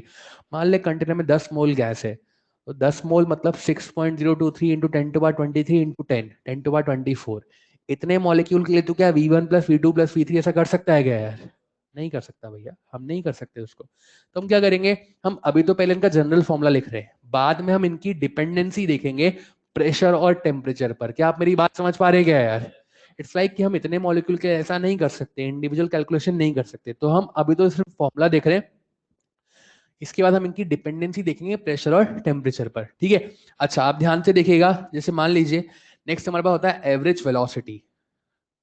एवरेज वेलोसिटी मतलब वेक्टर क्वांटिटी, वेक्टर मतलब मैग्नीट्यूड डायरेक्शन या दोनों, दोनों। तो कैसे निकालेंगे उसको कि v1 vector plus v2 vector plus v3 vector and so on divide by n। अब गैस के मॉलिक्यूल की जो एवरेज वेलोसिटी होती है ना, average velocity, net average velocity, वो हमेशा कितनी रहती है? 0 रहती है। क्यों? क्योंकि गैस के मॉलिक्यूल रैंडम मोशन करते हैं। जब भी कोई सिस्टम रैंडम मोशन करता है ना, तो लाइक हमेशा उसका नेट इफेक्ट कितना आता है? 0 आता है। जैसे तुम लोग इलेक्ट्रिसिटी पढ़ चुके हो, तुम याद करो कि जैसे तुम्हारे पास एक ऐसे वायर का क्रॉस सेक्शन है, उसमें इलेक्ट्रॉन जो है वो इलेक्ट्रॉन कैसे चलते हैं? रैंडम मोशन चलते हैं। जब तक आपने बैटरी नहीं लगाई है, इलेक्ट्रॉन कभी रेस्ट पे रहते हैं क्या? बोलो ना यार। तो इलेक्ट्रॉन तो चल रहे हैं, करंट क्यों फ्लो होती है? इलेक्ट्रॉन के चलने की वजह से। तो मैंने बैटरी नहीं लगाई है, इलेक्ट्रॉन चल रहे हैं, पर उनकी करंट, उसमें को करंट होती है या नहीं होती? बोलना यार। क्यों? क्योंकि वो रैंडम वेलोसिटी से चल रहे हैं, ठीक है, और रैंडम चल रहे हैं तो उनका नेट इफेक्ट कितना आता है? 0 आता है। ये बैटरी लगाई, इलेक्ट्रिक फील्ड आ गया। इलेक्ट्रिक फील्ड लगा है तो क्या इनके ऊपर फोर्स लगता है क्या यार? जैसे ही फोर्स लगता है सब सीधे हो जाते हैं। क्या आप लोग समझ पा रहे हैं क्या यार? सब मतलब कि यार एक ड्रिफ्ट वेलोसिटी से चलते हैं और उस वजह से सिस्टम में जो है वो करंट फ्लो होने लगती है। क्या आप मेरी बात समझ पा रहे हैं क्या यार? तो लाइक जब भी सिस्टम रैंडम मोशन करता है ना, तो हमेशा उसका जो नेट एवरेज होता है वो कितना आता है? 0। तो इट्स लाइक गैस के मॉलिक्यूल की नेट एवरेज वेलोसिटी कितनी होती है? 0। पर गैस के मॉलिक्यूल्स की, मैंने मॉलिक्यूल्स बोला, मॉलिक्यूल नहीं बोला, क्योंकि एवरेज को जीरो करने के, एवरेज जीरो करने के लिए आपको एक से ज्यादा मॉलिक्यूल चाहिए। अगर एक ही मॉलिक्यूल हुआ तो उसका एवरेज जीरो नहीं होगा। इट्स लाइक मतलब मान लो कंटेनर में एक ही मॉलिक्यूल है, उसकी स्पीड है 1 मीटर पर सेकेंड। तो भैया इसको जीरो करने के लिए दूसरा -1 वाला होना चाहिए। क्या आप लोग समझ पा रहे हैं क्या यार? एक ही था तो उसको जीरो को थोड़ा करेंगे, वो तो कुछ ना कुछ स्पीड से चल ही रहा होगा, तो वो जीरो नहीं होगा। लाइक गैस के मॉलिक्यूल्स की एवरेज वेलोसिटी जीरो होती है, सिंगल मॉलिक्यूल की जीरो नहीं होती है। इस टाइप का एक सवाल बनता है, इसलिए इस पे जोड़ दे रहा हूं इतना। ठीक है, अब और बात सुनिएगा। जैसे मान लीजिए मैंने लिखा, ये साइन होता है एवरेज का, ठीक है। मान ले कंटेनर में दो मॉलिक्यूल हैं, एक की स्पीड लिखी 1, एक की स्पीड लिखी -1, क्योंकि एवरेज वेलोसिटी कितनी होती है? 0। तो मैंने लिखा एवरेज कैसे निकलेंगे? 1 + -1/2 बराबर कितना हो गया? 0। क्या आप लोग समझ पा रहे हैं क्या यार? अब मान ले मैंने ऐसे लिखा v², इसका मतलब क्या होता है? पहले स्क्वायर बाद में एवरेज, या पहले एवरेज बाद में स्क्वायर? पहले स्क्वायर बाद में एवरेज। तो बोले तो कितना हो गया? 1 का स्क्वायर प्लस -1 का स्क्वायर अपॉन 2। ये कितना आ रहा है? 0 या नॉट 0? बोलना। Non zero. गुड। अब मैं लिखा v का क्यूब, फिर एवरेज, मतलब पहले एवरेज बाद में क्यूब या पहले क्यूब बाद में एवरेज? तो कितना हुआ तेरे पास? 1 का क्यूब प्लस -1 का क्यूब डिवाइड बाई 2। क्या 0 आ रहा है क्या यार? देख, जितनी भी ऑड पावर्स है वो कितनी आ रही है? 0। और जो इवन पावर है वो कितनी आ रही है? नॉट 0। क्या आप लोग समझ पा रहे हैं क्या यार? और ध्यान रखना, अगर मैं ऐसे लिखूं v की पावर n, ये एवरेज लिखा है, तो v की पावर n, अगर n ऑड है तो कितना आएगा? 0। अगर n इवन है तो कितना आएगा? नॉट 0। क्या आप लोग समझ पा रहे हैं क्या यार? अपने मॉड्यूल में सवाल है ऐसा एक, ठीक है। तो ध्यान रखिएगा कि यार यहाँ पे अगर ऑड पावर लिखी हो तो वो 0 आती है, इवन पावर लिखी है तो नॉट, मतलब 0 नहीं आती है। अब इसके बाद हमारे पास एक स्पीड आती है most probable speed. Most probable speed क्या होती है? वो स्पीड जिससे कंटेनर में मैक्सिमम नंबर ऑफ मॉलिक्यूल जो है वो मूव करते हैं। जैसे मान ले कंटेनर में 10, 5, 7, 10 मॉलिक्यूल है, एक की स्पीड 1, दूसरे की 1, तीसरे की 1, फिर 2, फिर 3, फिर 5, फिर 1, फिर 1, फिर 1, 1 2 3 5 6 7 8 9 और 10। ठीक है, अब देख 10 में से यहाँ पर 4 और 3 7 मॉलिक्यूल क्या 1 मीटर पर सेकंड से मूव कर रहे हैं क्या यार? तो वो स्पीड जिससे container maximum number of molecule move करते हैं उसको हम क्या बोलते हैं? Most probable speed. That is what? 1 metre per second. ठीक है। अच्छा, अब इसके हमारे पास सबसे मोस्ट इंपॉर्टेंट चीज जो होती है आरएमएस। आरएमएस का मतलब होता है रूट मीन स्क्वायर। पढ़ते कैसे हैं रूट मीन स्क्वायर? सॉल्व कैसे करते हैं? Square mean root. जैसे अलग अलग मॉलिक्यूल हैं, एक की स्पीड v1, एक की स्पीड v2, एक की speed v3 and so on. सबसे पहले क्या करेंगे? स्क्वायर। स्क्वायर का मतलब पावर 3, 4 या 2? 2। अभी कोई साइन नहीं लगाया बीच में, ना प्लस ना माइनस। फिर क्या लगाते हैं? मीन। मीन बोले तो सबको जोड़ दो divide by number of terms, और लास्ट क्या बनाते हैं? रूट। तो इस तरीके से रूट। ठीक है, ये हो गया वीआरएमएस। अब देख, ये तो था इनके ये सिंपल फॉर्मूले। अब मैंने कहा कि यार अब हम जैसे मान ले कंटेनर में 1 मोल मॉलिक्यूल है, 10 मोल मॉलिक्यूल है, तो सबके लिए थोड़े ना कर सकते हैं। तो क्या करें आप?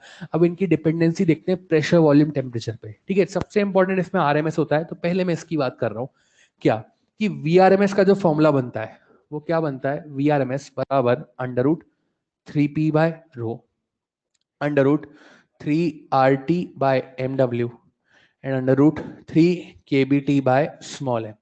सबसे ज्यादा सवाल इसी के ऊपर है, ठीक है। अब देखिए सवाल बनते कैसे हैं या हम लोग फॉर्मूला सिलेक्शन कैसे करते हैं। अगर क्वेश्चन में सिर्फ प्रेशर इंट्रोड्यूस करके दिया हो, इसे बोला जाए कि एक गैस 2 एटमॉस्फेरिक प्रेशर पर V1 स्पीड रखती है, RMS स्पीड V1 रखती है, और 4 एटमॉस्फेरिक प्रेशर पर V2 रखती है, तो V2 की वैल्यू बताओ इन टर्म्स ऑफ V1। तो सिर्फ प्रेशर दिया जाए और कुछ भी ना दिया जाए तो कौन सा फॉर्मूला लगाते हैं, फर्स्ट। अगर क्वेश्चन में सिर्फ टेम्परेचर दिया जाए, प्रेशर की बात ही ना की जाए, सिर्फ टेम्परेचर, तो कौन सा फॉर्मूला लगाते हैं, सेकंड।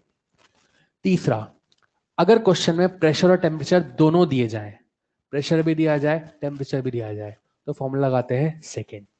तब प्रेशर का इफेक्ट कंसीडर नहीं करते, डोमिनेटिंग हमेशा टेम्परेचर को रखते हैं। क्यों रखते हैं, इसका सिंपल सा मतलब, देख वैसे आंसर इससे आते हैं, ठीक है, पर उसका रीजन क्या है कि ऐसा क्यों करते हैं। देख बेसिकली होता क्या है कि अगर मैं यहाँ पर देखूं, एक हेडिंग बनती है, effect of pressure at constant temperature, ठीक है, effect of pressure at constant temperature.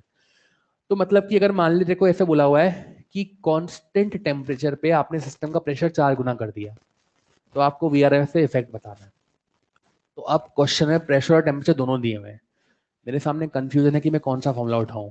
मैंने देखा पहले फॉर्मूले में प्रेशर आ रहा है, ये कहीं भी टेम्परेचर आ रहा है क्या, नहीं।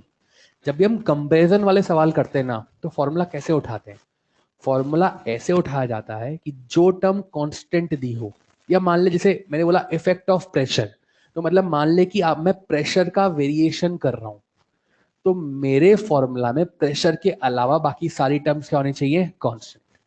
मैंने बोला प्रेशर को 4 गुना कर दिया, टेम्परेचर कांस्टेंट है, तो पहले फॉर्मूला के पास गया 3P/ρ, प्रेशर को 4 गुना कर दिया, ठीक है। या डेंसिटी के बारे में कुछ बताया है क्या, नहीं, इसलिए नहीं लगा सकते। दूसरा 3RT/MW, 3 कांस्टेंट R कांस्टेंट, उसने बोला प्रेशर को 4 गुना कर दिया, टेम्परेचर कांस्टेंट है, टेम्परेचर कांस्टेंट है, अच्छी बात है। अब प्रेशर को 4 गुना कर दिया, प्रेशर को 4 गुना करने के बाद उसका इम्पैक्ट देखने के लिए फॉर्मूला में प्रेशर तो होना चाहिए ना, प्रेशर तो है ही नहीं, क्या करें, छोड़ना पड़ेगा। थर्ड फॉर्मूला की भी यही कहानी है, प्रेशर तो है ही नहीं, क्या करें, छोड़ना पड़ेगा। तो फिर अब कौन सा फॉर्मूला लगाएं, तो फिर सब कुछ फेल हो गया। तो अब कहाँ जाएं कि जब भी प्रेशर वॉल्यूम टेम्परेचर की बात की जाए, क्या अप्लाई करते हैं, आइडियल गैस इक्वेशन। तो आइडियल गैस इक्वेशन के पास गए, हमने बोला कि आइडियल गैस इक्वेशन की एक फॉर्म थी, क्या फॉर्म थी, P बराबर ρRT/MW।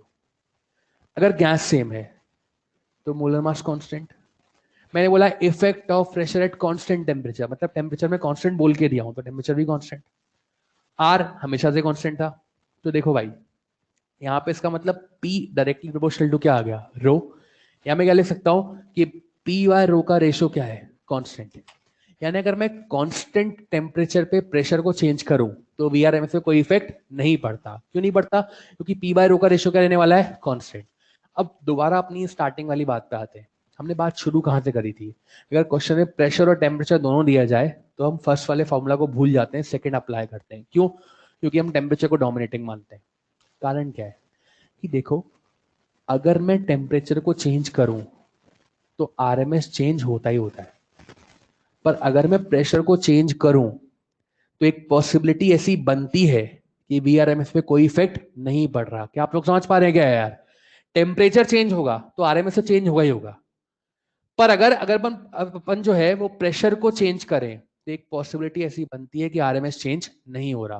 तो इट्स लाइक कि जब भी प्रेशर और टेम्परेचर दोनों दिया जा रहा है तो हम लोग सिर्फ और सिर्फ किसको डोमिनेटिंग मानते हैं, टेम्परेचर को।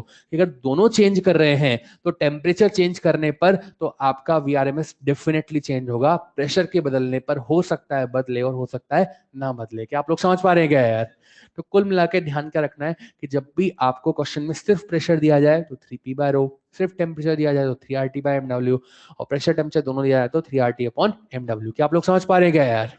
ओके, अब इसी के साथ साथ अगर मैं यहाँ पर आपको जो है वो एवरेज का फॉर्मूला लिख के बताऊं, तो V एवरेज तो क्या बनता है, √8P/π √8RT/πMW और √8KBT/πm। ठीक है, ओके अगर मैं आपको मोस्ट प्रोबेबल का फॉर्मूला लिख के दिखाऊं तो मोस्ट प्रोबेबल का फॉर्मूला क्या होता है? That is what?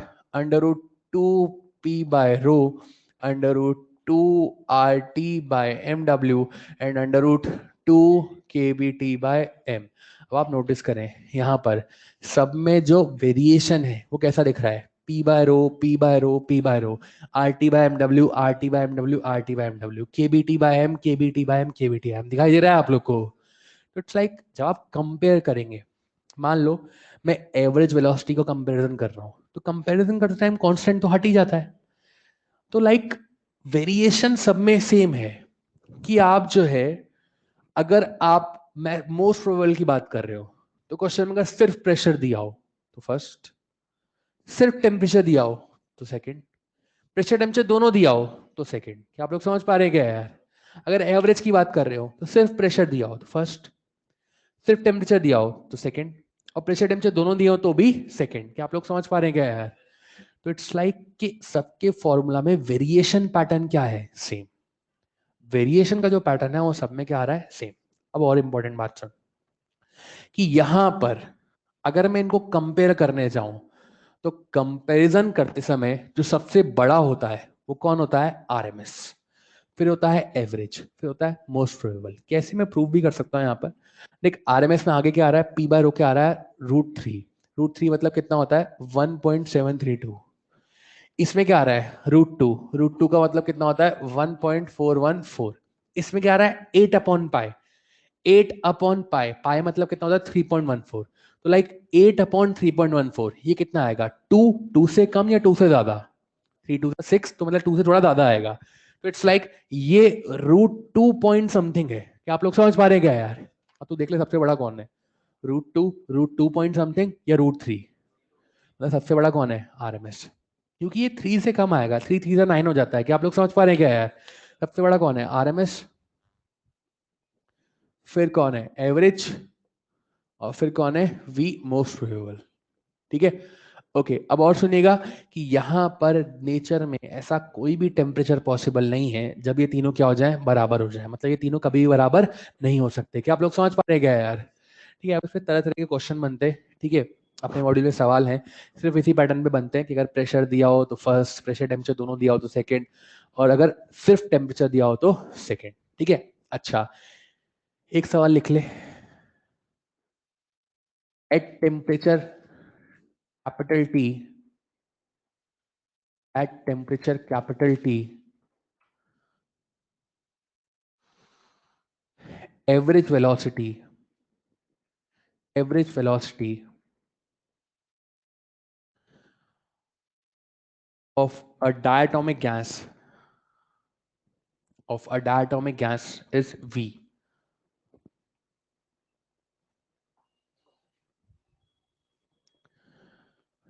If temperature becomes four times, if temperature becomes four times, then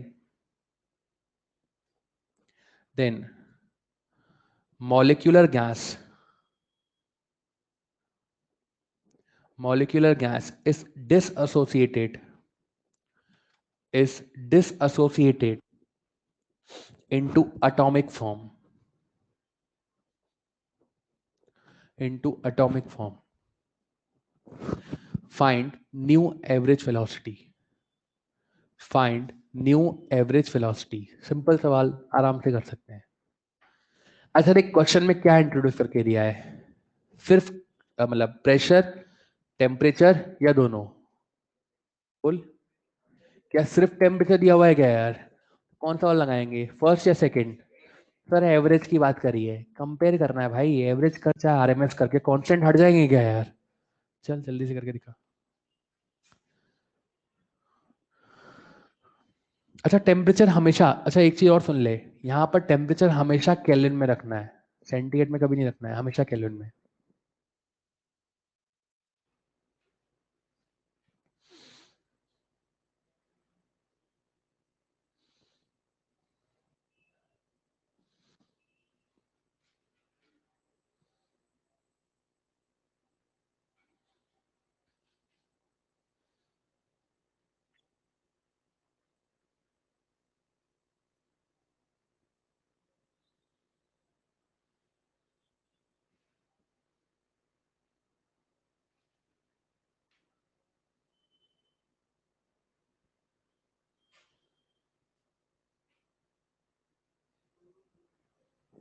ये देखो भाई, अगर मैं बात करूं वी एवरेज, तो वी एवरेज क्या था, √8 upon pi R T by M W. अब देख 8 कांस्टेंट है, पाई कांस्टेंट है, आर कांस्टेंट है, तो वी एवरेज क्या बन गया, directly proportional to under T by M W. मैं क्या लिख सकता हूँ, V1/V2 बराबर √T1/T2 into MW2 divide by MW1। ठीक है, ध्यान से सुनिएगा, जब टेम्परेचर T था तो गैस का मोलर मास था MW, जब टेम्परेचर 4T हो गया तो गैस डिसएसोसिएटेड हो गई इनटू एटॉमिक फॉर्म। तो अब मोलर मास कितना रहेगा, MW या MW/2। देख इट्स लाइक मान ले हाइड्रोजन गैस थी, हाइड्रोजन गैस पहले अगर मॉलिक्यूलर फॉर्म की बात करूं तो क्या होता है, H या H2, और अगर मैंने उसको एटॉमिक फॉर्म में तोड़ दिया तो कितना बनेगा, H2 या H। क्या मोलर मास हाफ हो जाता है क्या यार, तो लाइक मोलर मास क्या हो गया, हाफ। अब T1 कितना है, T मान ले, T2 कितना हो गया 4T, अगर MW1 अगर तूने MW माना है तो MW2 कितना हो जाएगा, उसका हाफ। क्या आप लोग समझ पा रहे हैं क्या यार, बस वैल्यू पुटअप करो, तुम्हारे पास क्या आ जाएगा, आंसर आ जाएगा। अब इसमें एक कंडीशन और बनती है, सुनना भाई ध्यान से, कितने लोग कर लिए थे, गुड। देखो अब इसमें एक कंडीशन और बनती है, क्या, कि बेसिकली अगर हमें गैस के बारे में कुछ भी ना बोला जाए तो हम लोग ऐसा मान लेते हैं कि जो गैस के मॉलिक्यूल है वो आरएमएस स्पीड से मूव कर रहे हैं। ठीक है, अगर हमें कुछ भी ना बोला जाए तो हम ऐसा मान लेते हैं कि गैस के मॉलिक्यूल जो है वो आरएमएस स्पीड से मूव कर रहे हैं। ठीक, अच्छा, अब हमारा एटमॉस्फेयर किससे मिलके बना है, गैसेस से, और गैस के मॉलिक्यूल किस स्पीड से मूव कर रहे हैं, आरएमएस स्पीड से।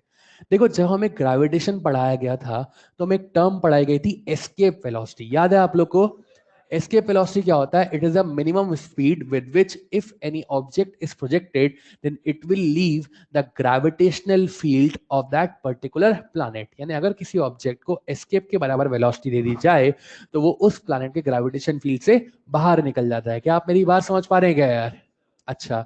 अब गैस के मॉलिक्यूल यहां पर किस स्पीड से चल रहे हैं, आरएमएस स्पीड से।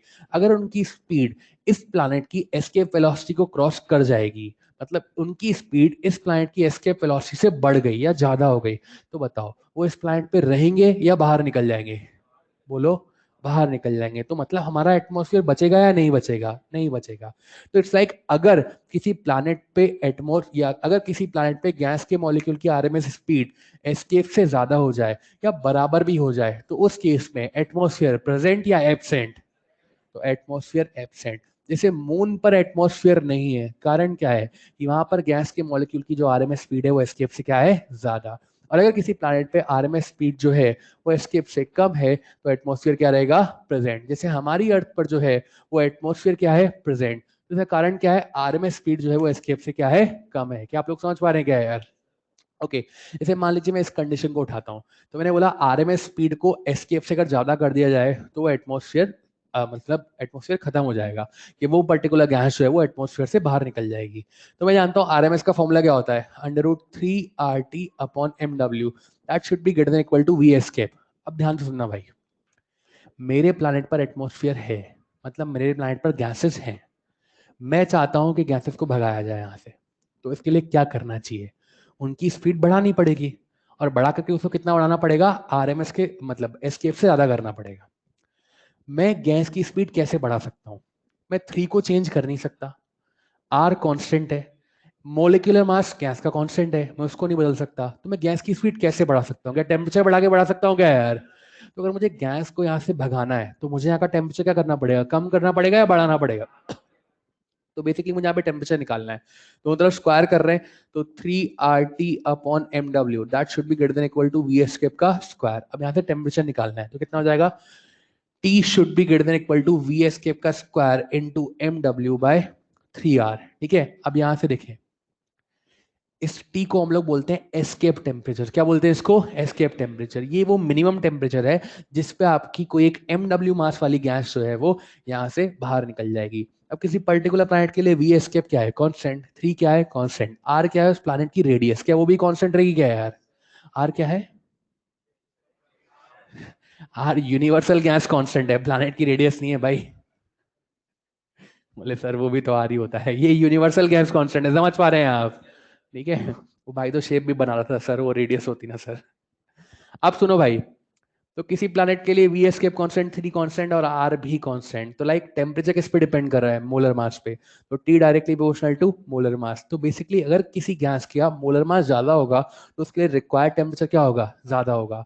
तो किसी गैस का मोलर मास अगर कम है तो उसके लिए रिक्वायर्ड टेम्परेचर क्या होगा? कम होगा। सबसे कम मोलर मास किसका होता है? हाइड्रोजन का। तो अगर आप टेम्परेचर बढ़ाते जाओ तो सबसे पहले हमारे एटमॉस्फेयर से कौन सी गैस बाहर निकलेगी? Hydrogen gas. और उसका जो टेम्परेचर होगा होगा 10,000 केल्विन।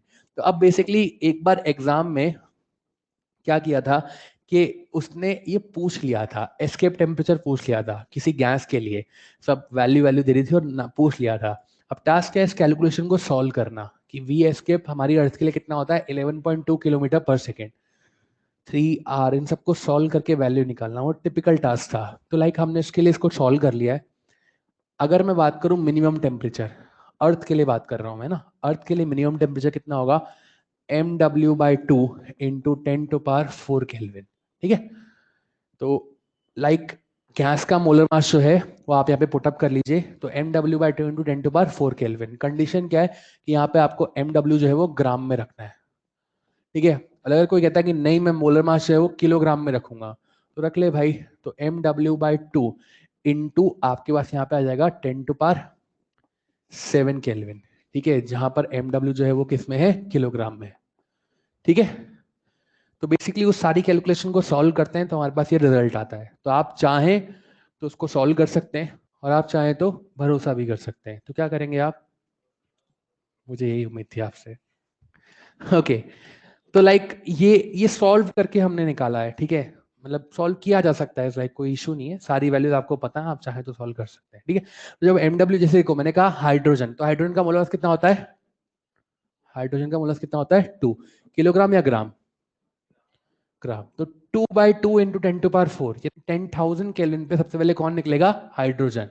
किलोग्राम में रखना चाहते हैं 2 इंटू 10⁻³ डिवाइड बाई 2 सेम 10⁴ आ रहा है। क्या आप लोग समझ पा रहे हैं क्या यार? किसी भी गैस के लिए रख दीजिए आपका आंसर आ जाएगा। ठीक है। इस तरीके से आप कर सकते हैं। नेक्स्ट हम लोग आगे चलते हैं। अगला टॉपिक होता है हमारे पास डिग्री ऑफ फ्रीडम। ठीक है। डिग्री ऑफ फ्रीडम क्या है हम इसको खत्म करेंगे आज। ठीक है। इसलिए हमने लास्ट क्लास लिए। सुनिएगा, डिग्री ऑफ फ्रीडम क्या होता है कि यार बेसिकली अगर मैं बात करूं हम लोग क्या पढ़ रहे हैं? हम लोग पढ़ रहे हैं आइडियल गैस। आइडियल गैस की अगर हम बात करें तो इंटरनल एनर्जी के नाम पे उसके पास क्या होता है? काइनेटिक पोटेंशियल या काइनेटिक प्लस पोटेंशियल? सिर्फ काइनेटिक। क्यों? क्योंकि पोटेंशियल एनर्जी कितनी होती है? 0। क्यों 0 होती है? क्योंकि पोटेंशियल एनर्जी किस पे डिपेंड करती है? इंटरमोलिकुलर फोर्सेस पे।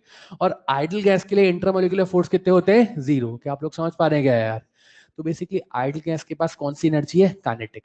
अब उसके पास जो काइनेटिक एनर्जी है उसको स्टोर करने के लिए उसे एक जगह चाहिए। ठीक है। कौन सी जगह चाहिए? कि भैया गैस के पास काइनेटिक एनर्जी है उसको स्टोर करना है, तो वो जहां उसको स्टोर करती है उस स्टोर करने वाली जगह को हम क्या कहते हैं? Degree of freedom. ठीक है। जैसे लाइक तुम्हारे पास बहुत सारे पैसे हैं, तुम उसको कहाँ रखते हो? घर में या बैंक में? घर में। नहीं, बैंक में रखना चाहिए। ठीक है। तो उसको कहाँ रखते हैं? बैंक में। जैसे तुम पैसे को स्टोर करने के लिए बैंक में रखते हो, तो लाइक वैसे ही गैस अपनी एनर्जी को जहां स्टोर करती है, जिस फॉर्म में स्टोर करती है, उसको बोलते हैं डिग्री ऑफ फ्रीडम। ठीक है। तो लाइक डेफिनेशन क्या होती है? These are the maximum possible independent variables in which a gas molecule can store its energy। ठीक है। बेसिकली टाइप्स ऑफ मोशन है। क्यों मोशन क्यों है सर? क्योंकि देखो मैंने आपको बताया गैस के मॉलिक्यूल के पास कौन सी एनर्जी है? Kinetic energy. और काइनेटिक एनर्जी किसको रिप्रेजेंट करती है? मोशन कैरेक्टरिस्टिक्स को। तो बेसिकली ये डिफरेंट टाइप के मोशन है जिन फॉर्म या जिन मोशंस की फॉर्म में गैस जो है अपनी काइनेटिक एनर्जी को स्टोर कर रही है। अब सर कौन कौन से टाइप के मोशन हो सकते हैं?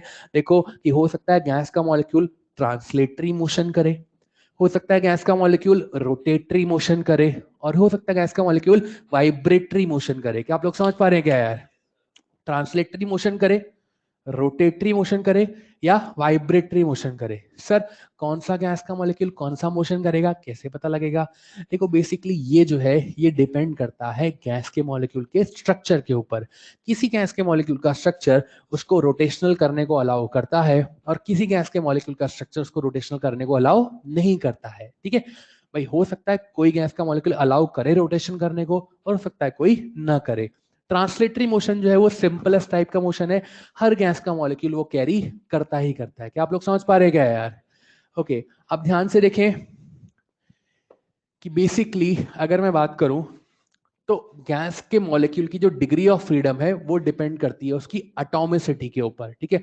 एटॉमिसिटी मतलब कि हमारे पास गैस के मॉलिक्यूल हम तीन टाइप से डिफाइन कर सकते हैं। एक तो होता है मोनोटॉमिक, ठीक है, एक होता है डायटोमिक, एक होता है ट्राइटोमिक। ट्राइटोमिक दो पार्ट में डिवाइड करते हैं, एक तो होता है लीनियर और एक होता है नॉन लीनियर। लीनियर मतलब जिसका शेप लीनियर हो, नॉन लीनियर मतलब जिसका शेप नॉन लीनियर हो। अब देखिए सुनिएगा, मैं आपको एक्सप्लेन भी करूंगा कि यार ये काइनेटिक मतलब ये डिग्री ऑफ फ्रीडम अगर किसी की 3 है तो 3 कैसे हुई, 5 है तो 5 कैसे हुई। हालांकि बाद में याद ही रखना होता है, पर स्टिल एक बार समझ भी सकते हैं, ध्यान से सुनिएगा। जैसे देख, मैं बोल रहा हूँ गैस के मॉलिक्यूल के पास काइनेटिक एनर्जी है, अभी मैं सिर्फ ट्रांसलेशनल और रोटेशनल की बात कर रहा हूँ। तो ट्रांसलेशनल मोशन की काइनेटिक एनर्जी कितनी होती है? Half M V square. Rotational motion की काइनेटिक एनर्जी कितनी होती है? Half I omega square. पता है आप लोग को? जैसे मैंने बोला है गैस का मॉलिक्यूल है, मोनोटॉमिक गैस का मॉलिक्यूल है, वो चाहे तो एक्स डायरेक्शन में वी एक्स स्पीड से जा सकता है, वो चाहे तो वाई डायरेक्शन में वी वाई स्पीड से जा सकता है, और वो चाहे तो जेड डायरेक्शन में वी जेड स्पीड से जा सकता है। तो एक्स डायरेक्शन में काइनेटिक एनर्जी कितनी हुई? Half M V X square. Y में कितनी हुई? Half M V Y square. Z में कितनी हुई? Half M V Z square. ये कौन से मोशन की काइनेटिक एनर्जी है? रोटेशनल या ट्रांसलेशनल? तो कितनी डायरेक्शन में जा रहा है? एक, दो या तीन? तीन। तो ट्रांसलेशनल की डिग्री ऑफ फ्रीडम कितनी होगी? 3। रोटेशनल की बात करते हैं, रोटेशनल की। देख भैया, रोटेशनल मोशन की काइनेटिक एनर्जी होती है हाफ आई ओमेगा स्क्वायर। आई क्या होता है? Moment of inertia. एक पॉइंट मास के लिए जो मोमेंट ऑफ इनर्शिया होता है वो होता है एम आर स्क्वायर। एम क्या होता है? मास। आर क्या होता है? डिस्टेंस। कहां से लेते हैं? एक्सिस ऑफ रोटेशन से सेंटर ऑफ मास की, ठीक है। तो अब ध्यान से देख, पॉइंट मास, उसका सेंटर ऑफ मास ये रहा, एक्स ऑफ रोटेशन यहां पर है, तो डिस्टेंस कितनी है? आर। ये पास में आ गया, डिस्टेंस उतनी है, कम हो गई या बढ़ गई? बोल। और पास आ गया, और कम हो गई, और पास आ गया, और कम हो गई, बिल्कुल सेंटर ऑफ मास पे टच कर गया, तो डिस्टेंस कितनी हो गई? 0। क्या तू समझ पा रहा है क्या यार? तो यहां पर देख, ये तीनों एक्सेस कहां से पास होने के? सेंटर ऑफ मास से पास हो रही है क्या यार? यानी एक सेंटर ऑफ मास की जो एक्सिस ऑफ रोटेशन से परपेंडिकुलर डिस्टेंस वो कितनी है? 0। अगर परपेंडिकुलर डिस्टेंस 0 हो गई तो आई की वैल्यू कितनी लिखेगा? 0। अगर आई 0 लिखेगा तो रोटेशनल काइनेटिक एनर्जी कितनी लिखेगा? 0। क्या तू समझ पा रहा है क्या यार? That is why monatomic gas के मॉलिक्यूल के लिए रोटेशनल की डिग्री ऑफ फ्रीडम एग्जिस्ट नहीं करती, वो कितनी हो जाती है? 0। और टोटल डिग्री ऑफ फ्रीडम कितनी हो जाती है? 3 + 0 यानी कि 3। ये पूछा नहीं जाता कभी एग्जाम में कि क्यों 0 हुई, पर लाइक हमें पता होना चाहिए। क्या आप लोग समझ पा रहे हैं क्या यार? डायटोमिक की बात कर रहे हैं। डायटोमिक जैसे मान ले हाइड्रोजन एच एच। अब बना एक्सेस, एक्सेस कैसे बनाएगा? ऐसे, ऐसे, वाई और जेड। देख भाई, ट्रांसलेशनल तो डिग्री ऑफ फ्रीडम 3 होगी ही होगी, ट्रांसलेशनल की तो होगी होगी, सिंपलेस्ट टाइप का मोशन है सबसे, तो ट्रांसलेशनल की 3 होगी होगी। रोटेशनल को देख, देख भैया ये जो एक्स एक्सिस है, ये पहला एच, ये दूसरा एच। देख मान ले ये एक मास है, ये एक्स ऑफ रोटेशन ये रही, परपेंडिकुलर डिस्टेंस ये है, पास आ गई, तो डिस्टेंस बढ़ गई या कम हो गई? बोलो यार। मैं डायरेक्ट भी लिख सकता हूं, चुपचाप बता दो, उतनी है, बढ़ गई या कम हो गई? और पास आ गए, और कम हो गई। ये सेंटर ऑफ मास से पास हो रही, डिस्टेंस कितनी हो गई? 0। डिस्टेंस 0 तो मोमेंट ऑफ इनर्शिया 0। मान ले यहाँ पे एक दूसरा मास भी था, उसके भी सेंटर ऑफ मास से पास हुए, तो क्या उसके लिए भी डिस्टेंस 0 हो जाएगी क्या यार? यानी मोमेंट ऑफ इनर्शिया कितना हो गया? 0। एक्स एक्सिस देख, दोनों के सेंटर ऑफ मास से पास हो रही है, दिखाई दे रहा है तेरे को? और दोनों के रेस्पेक्ट में मोमेंट ऑफ इनर्शिया कितना हो गया? 0। तो लाइक एक्स एक्सिस के में तो मामला पॉसिबल है नहीं, वाई और जेड के रेस्पेक्ट में पॉसिबल हो सकता है। क्यों? क्योंकि वो दोनों से पास नहीं हो रही है। क्या आप लोग समझ पा रहे हैं क्या यार? दैट इज द रोटेशनल की डिग्री ऑफ फ्रीडम कितना लेंगे? 3 + 2 बोले तो 5। 3 ट्रांसलेशनल, 2 रोटेशनल, ठीक है। अब ट्राइटोमिक लीनियर, ट्राइटोमिक लीनियर ऐसा ही होता है, COO CO2। क्या तेरे को ये लगभग डायटोमिक जैसा शेप दिखाई दे रहा है क्या यार? बोलना यार। तो इसकी कहानी बिल्कुल वैसे ही है, 3 + 2 यानी कि 5, ठीक है। ट्राइएटॉमिक नॉन लीनियर, इसका एग्जांपल होता है ओजोन O3, ठीक है। O3 का शेप कैसा होता है? O3 का शेप होता है ऐसा, ऐसा और कुछ ऐसा, ऐसा ही होता है। मेरे लिए ये कोऑर्डिनेशन मॉर्डिनेशन बॉन्ड नहीं है, मेरे लिए तो एक सिंगल बॉन्ड है, ठीक है। मतलब मेरे को बेसिकली शेप का आइडिया देना है कि ये नॉन लिनियर शेप होता है। अब मेरे लिए इसके ऊपर दो लॉन पेयर नहीं है कि सर ये पिचक गया ऐसे, मेरे लिए बस वो शेप है। हालांकि मैं तुमको बता रहा हूँ, मुझे पता है ये एक्स, ये वाई और ये जेड। आप ध्यान से देखो, ट्रांसलेशनल की 3 डिग्री ऑफ फ्रीडम तो होगी होगी। रोटेशनल की बात करते हैं, या कोई भी एक सिंगल एक्सेस तीनों मॉलिक्यूल से एक साथ पास हो रही है क्या? बोलो ना यार। तो मतलब तीनों के रेस्पेक्ट में मोमेंट ऑफ इनर्शिया आएगा। अगर रोटेशनल तीनों के रेस्पेक्ट में मोमेंट ऑफ इनर्शिया आएगा तो रोटेशनल काइनेटिक एनर्जी आएगी। यानी टोटल मिला कितना हो गया? 3 + 3 यानी कि 6। क्या आप लोग समझ पा रहे हैं क्या यार? तो ये हमारे पास क्या है? Degree of freedom. अब इसमें एक चीज और होती है, वाइब्रेशनल डिग्री ऑफ फ्रीडम। वो क्या होती है? Basically vibrational degree of freedom जो है वो जनरली हाई टेम्परेचर पे एग्जिस्ट करती है, ठीक है। हाई टेम्परेचर मतलब कि यार जैसे जो डायटोमिक गैस मॉलिक्यूल है, डायटोमिक गैस मॉलिक्यूल के लिए वेरी हाई टेम्परेचर पर वाइब्रेशन की 2 डिग्री ऑफ फ्रीडम आ जाती है। यानी टोटल मिला कितना हो गया? 3, 3 + 2 + 2 यानी कि 7, ठीक है। CO2 गैस का जो मॉलिक्यूल है, CO2 गैस का मॉलिक्यूल, उसके लिए रूम टेम्परेचर पर 2 वाइब्रेशन की डिग्री ऑफ फ्रीडम आ जाती है। CO2 गैस ट्राइएटॉमिक लीनियर, तो टोटल मिलाकर उसके पास कितनी बन जाती है? 7। अब किसी के दिमाग में सवाल आएगा, सर आपने पहला स्टेटमेंट बोला कि vibration degree of freedom high temperature पे एग्जिस्ट करती है, फिर अभी आपने तीसरा स्टेटमेंट बोला CO2 गैस के लिए रूम टेम्परेचर पर 2 वाइब्रेशन आ जाती है। सर ये तो गलत बात है ना सर। आप एक बार बोल रहे हो हाई टेम्परेचर और एक बार बोल रहे हो रूम टेम्परेचर। तो देख बेटा, जो हाई और लो होता है ना, वो एक रिलेटिव टर्म होता है। जैसे हो सकता है किसी गैस के लिए 1000 डिग्री सेंटीग्रेड टेम्परेचर भी हाई ना हो, और हो सकता है किसी गैस के लिए रूम टेम्परेचर ही क्या हो? बहुत हाई हो। मान लो तुम्हारे पास बहुत सारे पैसे, तुम्हारे पास मान लो बहुत सारे पैसे, बहुत सारे, अथाह, कोई लिमिट ही नहीं है, मान लो तो लाइक तुम्हारे लिए 100 रुपए कुछ वैल्यू रखते हैं क्या? नहीं।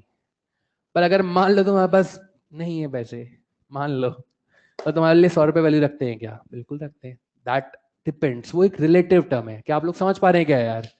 तो लाइक वैसे हाई और लो क्या है? एक रिलेटिव टर्म है, जिसके लिए मतलब हो सकता है किसी गैस के लिए 1000 डिग्री सेंटीग्रेड बहुत हाई हो, और हो सकता है किसी गैस के लिए रूम टेम्परेचर ही क्या हो? बहुत हाई हो, ठीक है।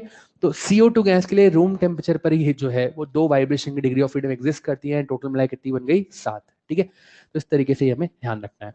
अब इस चैप्टर का सबसे इंपॉर्टेंट सेगमेंट वो क्या? काइनेटिक एनर्जी, ठीक है। ध्यान से सुनिएगा, डिग्री ऑफ फ्रीडम क्या था? डिग्री ऑफ फ्रीडम वो जगह थी जहां पर गैस का मॉलिक्यूल अपनी काइनेटिक एनर्जी को स्टोर करता है। अब गैस के मॉलिक्यूल के पास अलग अलग डिग्री ऑफ फ्रीडम है, अलग अलग number of degree of freedom है। ट्रांसलेशनल भी है, रोटेशनल भी है, वाइब्रेशनल भी है। तो भैया कौन सी डिग्री ऑफ फ्रीडम में कितनी एनर्जी स्टोर करेगा? इट्स लाइक तुम्हारे पास पैसे थे, स्टोर करने के लिए बैंक अकाउंट बना लिया, अब कौन से अकाउंट में कितना पैसा डालना है ये भी तो सोचना पड़ेगा ना भाई, ये भी तो डिसाइड करना पड़ेगा। तो वही कहानी है, कौन सी डिग्री ऑफ फ्रीडम में कितनी एनर्जी डालनी है। कौन सी एनर्जी डालनी है? पोटेंशियल की काइनेटिक? बोलो। काइनेटिक। तो यार अब कौन सी डिग्री ऑफ फ्रीडम में कितनी काइनेटिक एनर्जी जाएगी, इसका डिसीजन कहां से होता है? इसका डिसीजन होता है Maxwell law of equipartition of energy. Maxwell law क्या कहता है? इक्वी पार्टीशन ऑफ एनर्जी बोलता है कि पूरी एनर्जी को इक्वली पार्टीशन कर दो। मतलब गैस के मॉलिक्यूल की हर डिग्री ऑफ फ्रीडम में जो आपके पास एनर्जी होती है वो क्या होती है? इक्वल होती है। और उस इक्वल एनर्जी की जो वैल्यू है वो वैल्यू कितनी होती है? 1/2 KB इंटू टी। यानी एक मॉलिक्यूल की एक डिग्री ऑफ फ्रीडम में जो एनर्जी रहती है वो कितनी रहती है? 1/2 KB इंटू टी। केबी क्या है यहाँ पर? बोल्ट्जमैन कांस्टेंट, और टी क्या है? टेम्परेचर। ये जो एनर्जी है ये कौन सी है? काइनेटिक या पोटेंशियल? बोलो। काइनेटिक। अब ध्यान से देखो, काइनेटिक किस पे डिपेंड कर रही है? क्या सिर्फ टेम्परेचर पे डिपेंड कर रही है क्या यार? तो यहाँ पर टेम्परेचर किस में लेना है आपको? केल्विन में। तो एक मॉलिक्यूल की एक डिग्री ऑफ फ्रीडम में जो एनर्जी है वो कितनी है? 1/2 KB इंटू टी। तो एक गैस के मॉलिक्यूल के पास अगर बात करो मोनोटोमिक, तो मोनोटोमिक की डिग्री ऑफ फ्रीडम कितनी होती है? 3।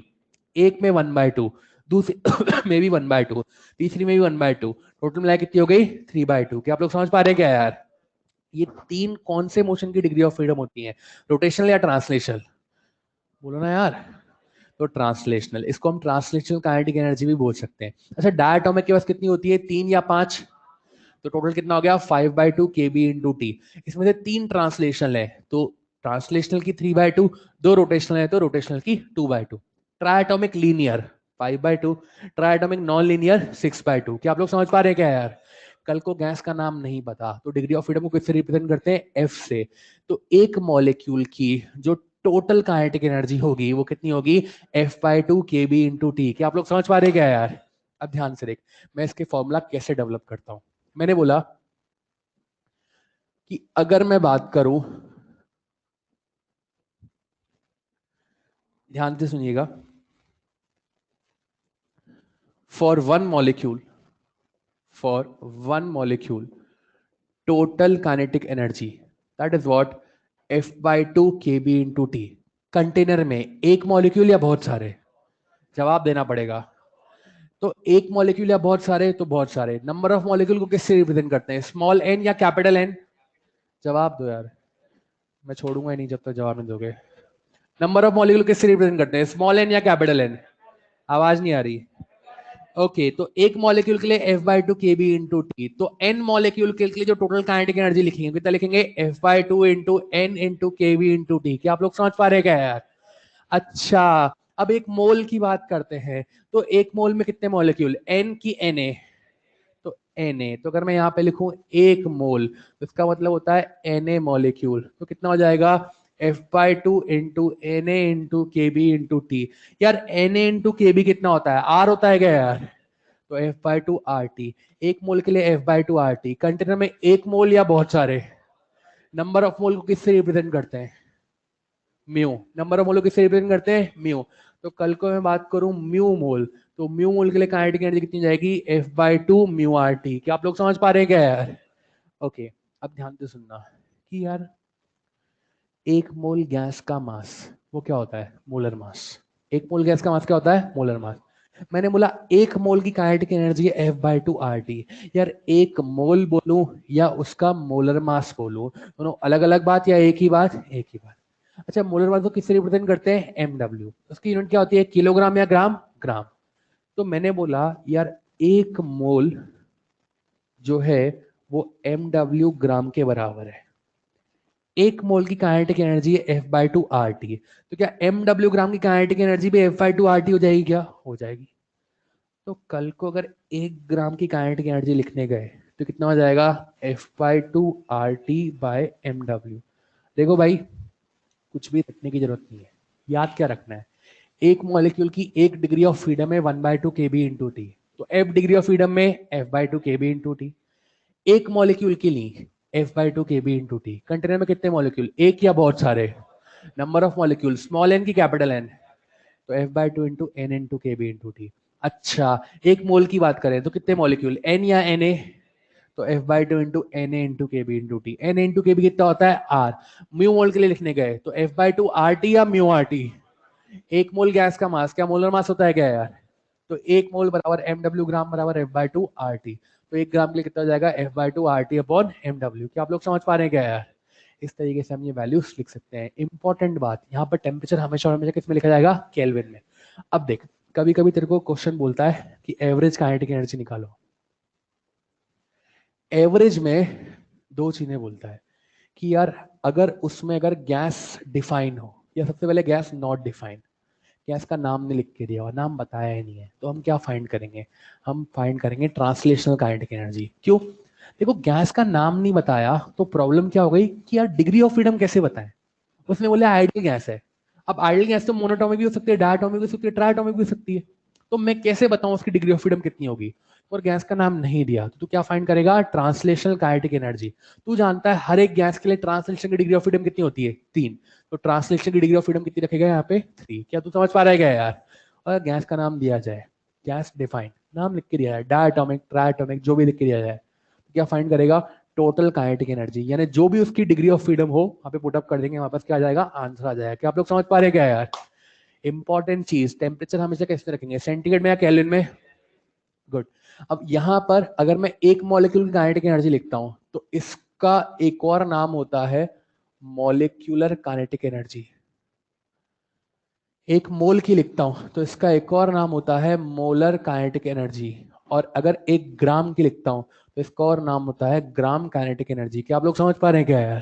कभी कभी नामों से ही पूछ लेता है। अब मॉड्यूल निकालें, एक्सरसाइज नंबर 3। मॉड्यूल निकालना भैया मेरे को, एक्सरसाइज नंबर 3।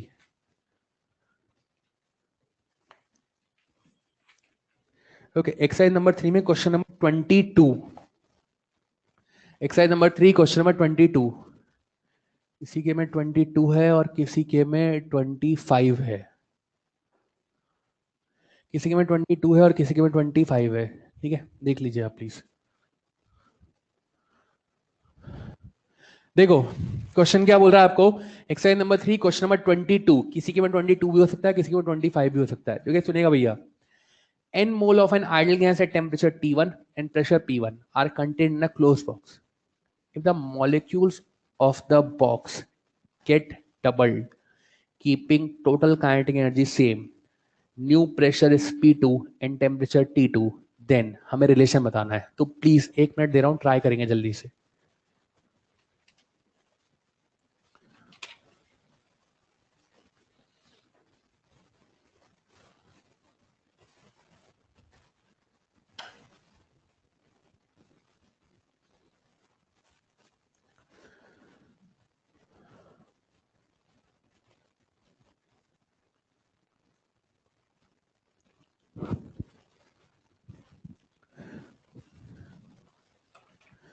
देखो भाई,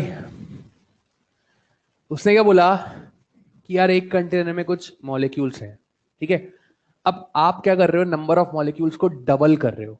मैं जानता हूं एक मॉलिक्यूल के लिए जो काइनेटिक एनर्जी होती है टोटल, वो कितनी होती है, F/2 kb इंटू टी। तो n मॉलिक्यूल के लिए कितनी जाएगा, F/2 इंटू एन इंटू के बी इंटू टी। अब सुनना भाई, अगर मैं मॉलिक्यूल को डबल कर दूं, जो कि टोटल काइनेटिक एनर्जी, अगर मैं मॉलिक्यूल को डबल कर दूं यानी 2 से मल्टीप्लाई कर दूं, तो बता काइनेटिक एनर्जी कितनी हो जाएगी, उतनी रहेगी या डबल हो जाएगी? बोलना। पर बोल रहा है काइनेटिक एनर्जी कांस्टेंट है।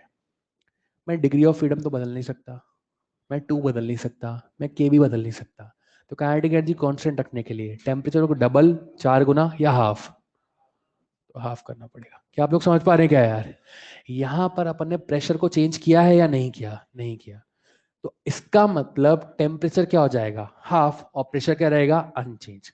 कोई बोले नहीं सर प्रेशर अनचेंज कैसे रहेगा, आप मुझे प्रूव करके दिखाओ। तो भाई इसका जवाब सुन, जब भी आइडियल गैस के लिए प्रेशर वॉल्यूम टेम्परेचर की बात करेगा, क्या अप्लाई करेगा, आइडियल गैस इक्वेशन। तो मैं जानता हूं पीवी बराबर क्या होता है, एन इंटू के बी इंटू टी। ये बात तो क्लियर हो गई कि आप नंबर ऑफ मॉलिक्यूल को डबल कर रहे हैं और टेम्परेचर को हाफ कर रहे हैं। क्या आप मेरी बात समझ पा रहे हैं क्या यार? ये भी कांस्टेंट है, इसको हम चेंज कर नहीं सकते। ये गैस के लिए गैस का वॉल्यूम, खुद का वॉल्यूम या कंटेनर का वॉल्यूम, कंटेनर का वॉल्यूम। उससे बोला क्लोज्ड बॉक्स है, मतलब वॉल्यूम भी क्या है, फिक्स। तो प्रेशर क्या रहेगा, कांस्टेंट, क्योंकि 2 से 2 चला गया। क्या आप लोग समझ पा रहे हैं क्या यार? तो प्रेशर क्या रहेगा, constant. Number of molecule double हो गए तो टेम्परेचर क्या हो जाएगा, हाफ। क्या आप लोग समझ पा रहे हैं क्या यार? तो इस तरीके से आप ये सवाल डील कर सकते हैं। अब एक चीज और सुन लीजिए, लास्ट इसका टॉपिक होता है हमारे पास रियल गैस इक्वेशन। ठीक है, रियल गैस इक्वेशन क्या होती है, आप जानते हैं van der Waals gas equation. ठीक है, होता क्या है, इक्वेशन पता होनी चाहिए बस आपको। That is what, P plus mu square A upon V square V minus mu B बराबर आर टी। ठीक है, बेसिकली यहां पर ये जो एक्स्ट्रा टर्म लिखी हुई, देखो आइडियल गैस इक्वेशन क्या होती है, पी बराबर म्यू आर टी। ठीक है, इसमें P के साथ ये लिखा हुआ है और V के साथ ये लिखा हुआ है, तो ये जो टर्म है इसको बोलते हैं करेक्शन इन प्रेशर, और ये जो टर्म है इसको बोलते हैं करेक्शन इन वॉल्यूम। क्यों लिखते हैं ऐसा, ए और बी कांस्टेंट है, क्यों लिखते हैं ऐसा, क्या जरूरत पड़ी? बेसिकली जो रियल गैस होती है ना, उसके मॉलिक्यूल का कुछ शेप और साइज होता है। मतलब कि यार जैसे आइडियल गैस में शेप और साइज नेग्लिजिबल था, तो वहां पर गैस के मॉलिक्यूल के बीच में कोई इंटरमोलिकुलर फोर्स भी नहीं था। अब क्या हुआ कि यार यहाँ पर शेप और साइज आ गया, तो गैस के मॉलिक्यूल के बीच में इंटरमोलिकुलर फोर्स आ गया।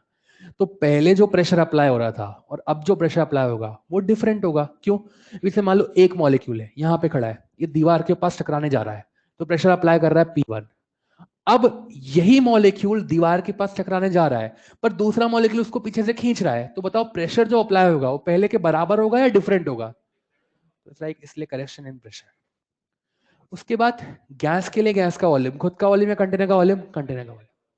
यार पहले मॉलिक्यूल नेग्लिजिबल स्पेस ऑक्यूपाई कर रहे थे, तो कंटेनर का वॉल्यूम गैस के वॉल्यूम के बराबर था, पर अब कंटेनर स्पेस ऑक्यूपाई कर रहे हैं तो वॉल्यूम उतना ही रहे, मतलब अब जो मॉलिक्यूल है वो स्पेस ऑक्यूपाई कर रहे हैं, तो बताओ गैस के लिए जो अवेलेबल स्पेस रहेगा घूमने के लिए वो कंटेनर की वॉल्यूम के बराबर रहेगा या थोड़ा सा कम हो जाएगा? तो इसलिए v minus mu B correction volume बराबर क्या लिखा, R T, mu R T, sorry mu R T. ये इक्वेशन म्यू मोल के लिए लिखी गई है, अगर म्यू के लिए 1 कर दें तो हमारे पास 1 मोल के लिए आ जाएगी। क्या आप लोग समझ पा रहे हैं क्या यार? इसी एक्सरसाइज 3 में आपके पास एक सवाल है,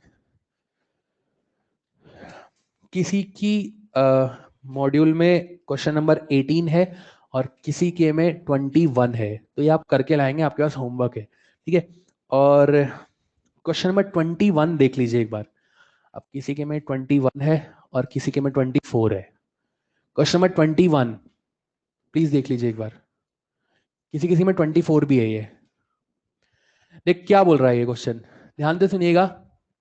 बोल रहा है आपको gas is volume v and pressure p, the total translational kinetic energy of the molecule. ध्यान से देख, ट्रांसलेशनल काइनेटिक एनर्जी, ट्रांसलेशन की डिग्री ऑफ फ्रीडम कितनी होती है, 3। तो देख अगर मैं यहां पर देख ट्रांसलेशनल काइनेटिक एनर्जी लिखने जाऊं तो क्या लिख सकता हूं, देख एक मॉलिक्यूल के लिए F/2 kb इंटू टी, बहुत सारे मॉलिक्यूल हो तो F/2 इंटू एन इंटू के बी इंटू टी, एफ के लिए कितनी डालेगा 3, पर उसने प्रेशर वॉल्यूम की टर्म में आंसर चाहा है, तो एन के बी टी को क्या तू पीवी लिख सकता है क्या यार, पीवी बराबर एन के बी इंटू टी, तो क्या हो जाएगा तेरे पास 3/2 पीवी। ये मोनोटॉमिक के लिए, डायटोमिक के लिए, ट्रायटोमिक के लिए या सबके लिए, क्योंकि सबके लिए ट्रांसलेशन की डिग्री ऑफ फ्रीडम कितनी होती है 3। क्या तू समझ पा रहा है क्या यार? इस तरीके से क्वेश्चन कर सकता है। नेक्स्ट लेक्चर पे हम लोग थर्मोडायनेमिक्स स्टार्ट करेंगे, ठीक है। Thank you.